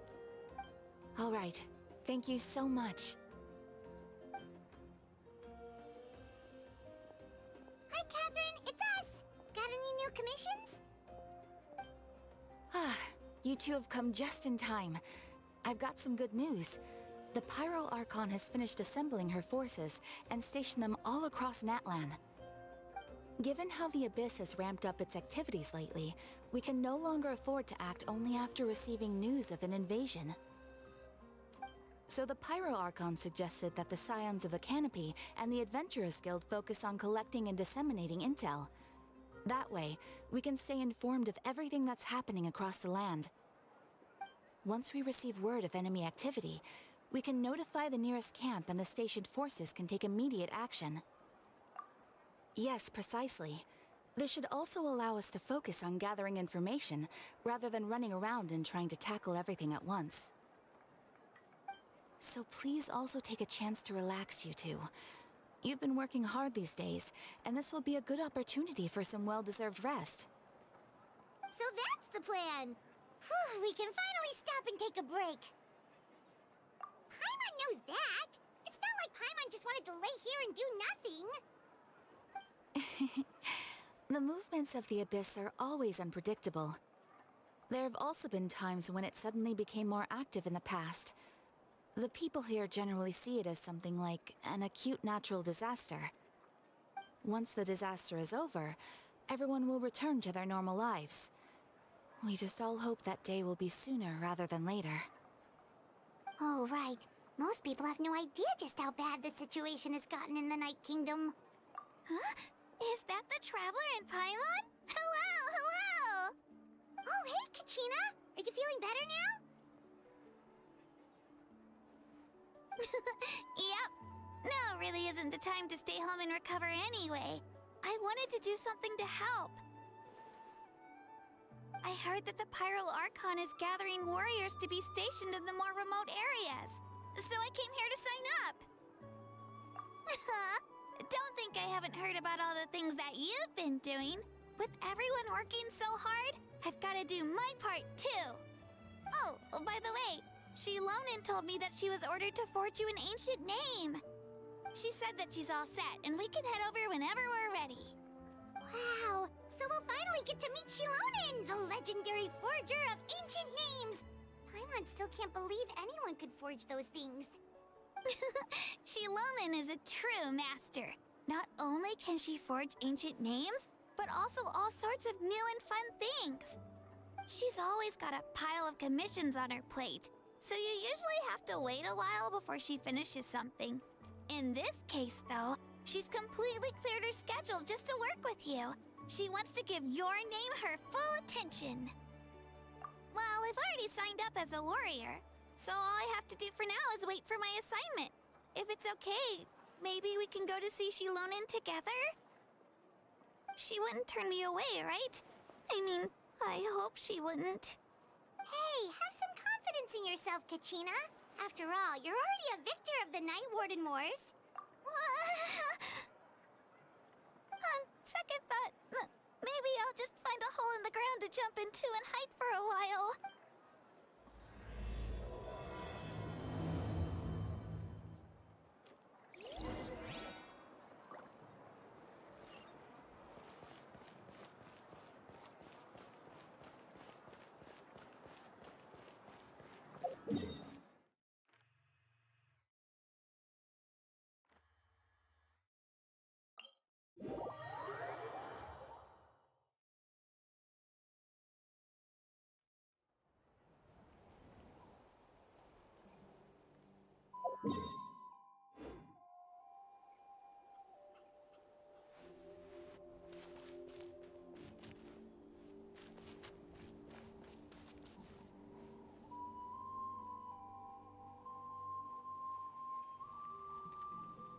Not sure if anyone's there, but I'm done with the Archon quest for now.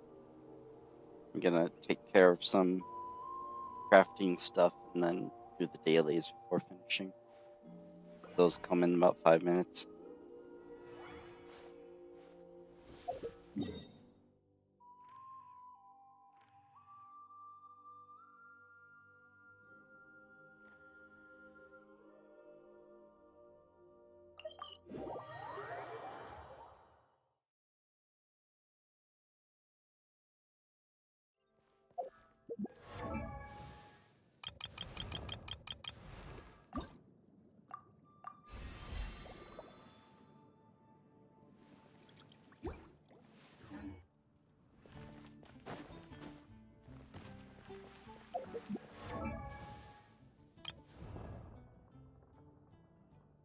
Osmanthus wine tastes the same as I remember.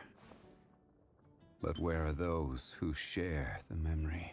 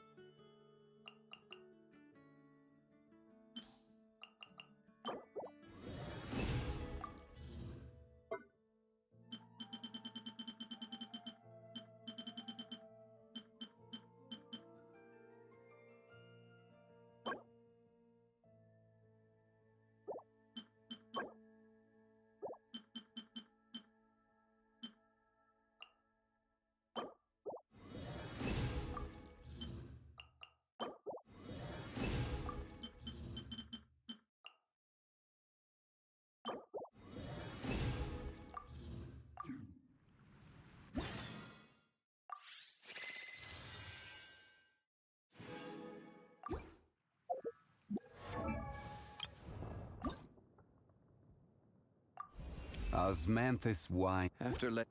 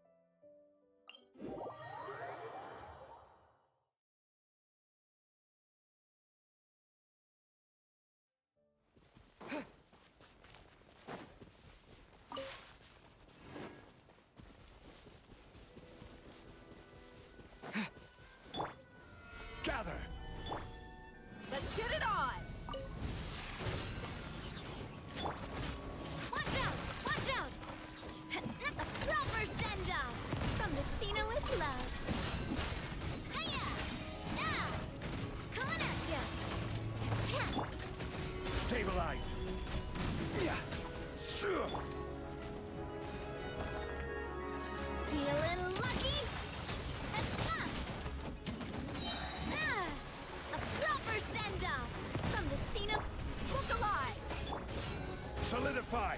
This is order! Watch out!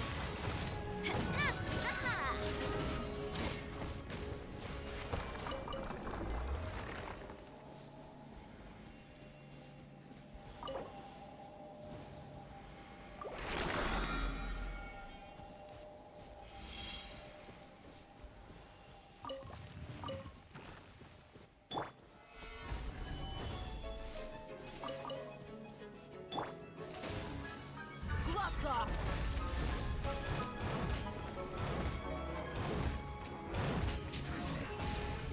Let's get it on!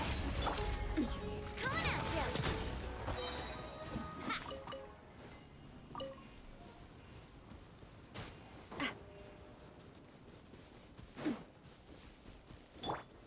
Stabilize!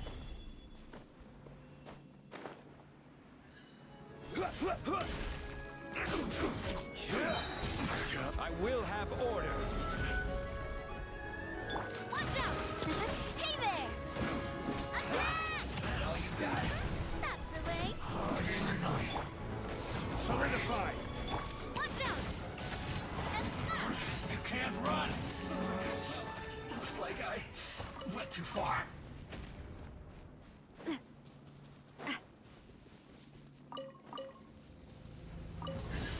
I've been waiting. Gather!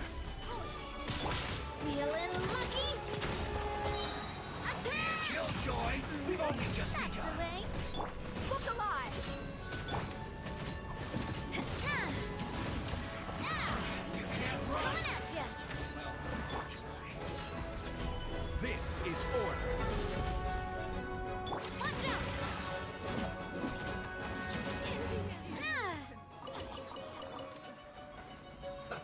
Let's move! Fire! Well, with watch out! Solidify! Propagate! Spring forth! Watch out!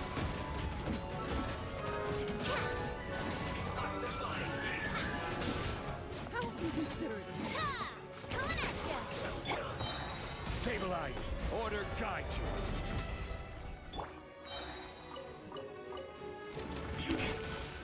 Ha-ha!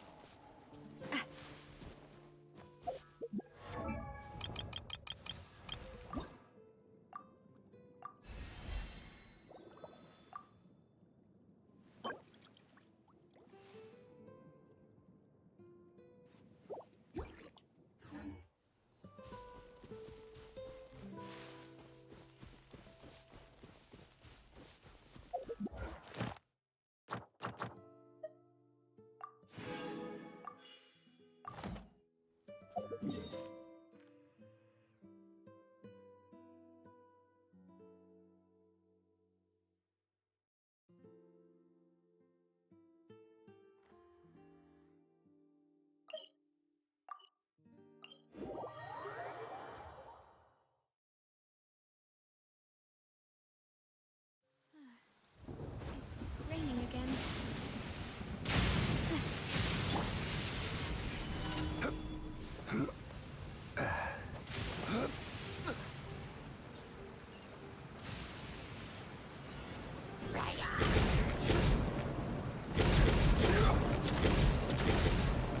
Fire! Well, with rocks.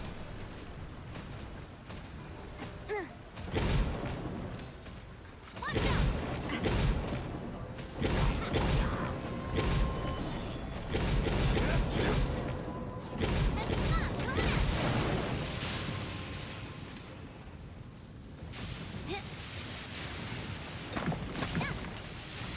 Hey there! Solidify!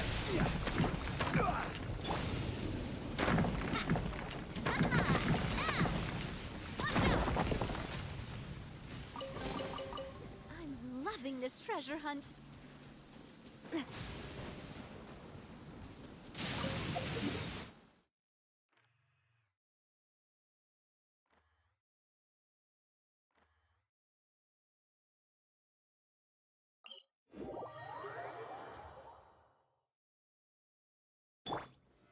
Stabilize!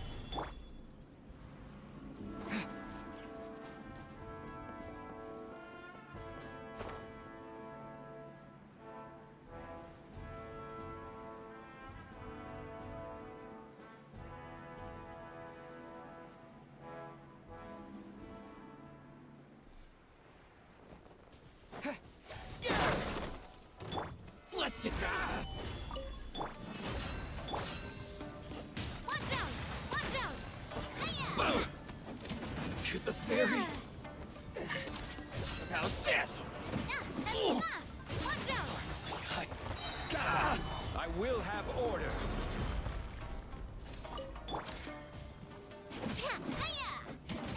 Watch out! The ferry. I'm loving this treasure hunt.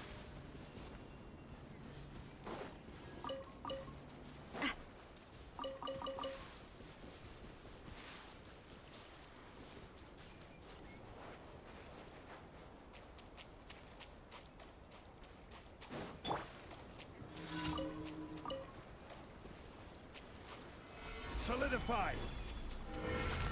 Let's get down to business. You're dead meat!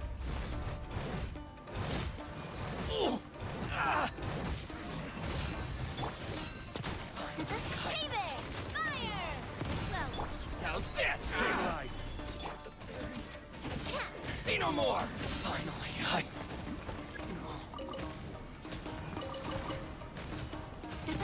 there! Fire! Well, Solidify! Order guide you!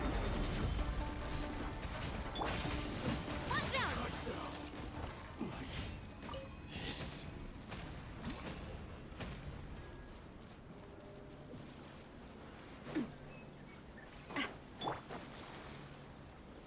Stabilize!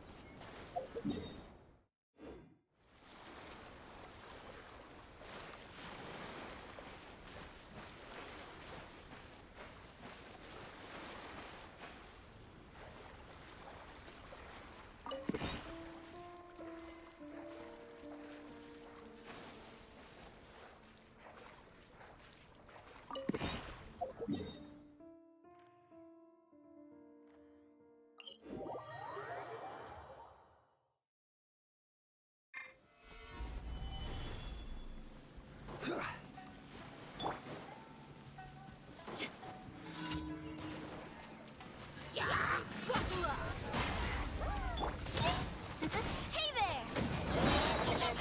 Proper send-off from the Spino with love.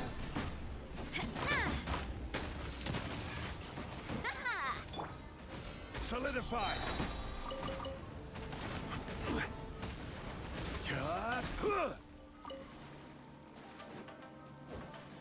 Feeling lucky? Stabilize!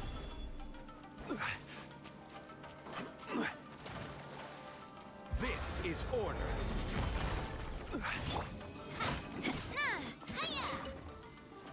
Coming at ya!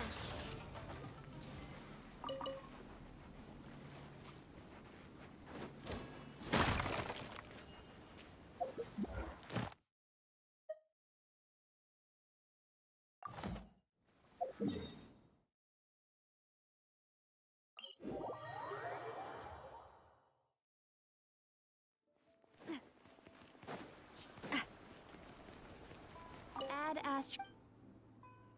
Thank you for completing today's commissions.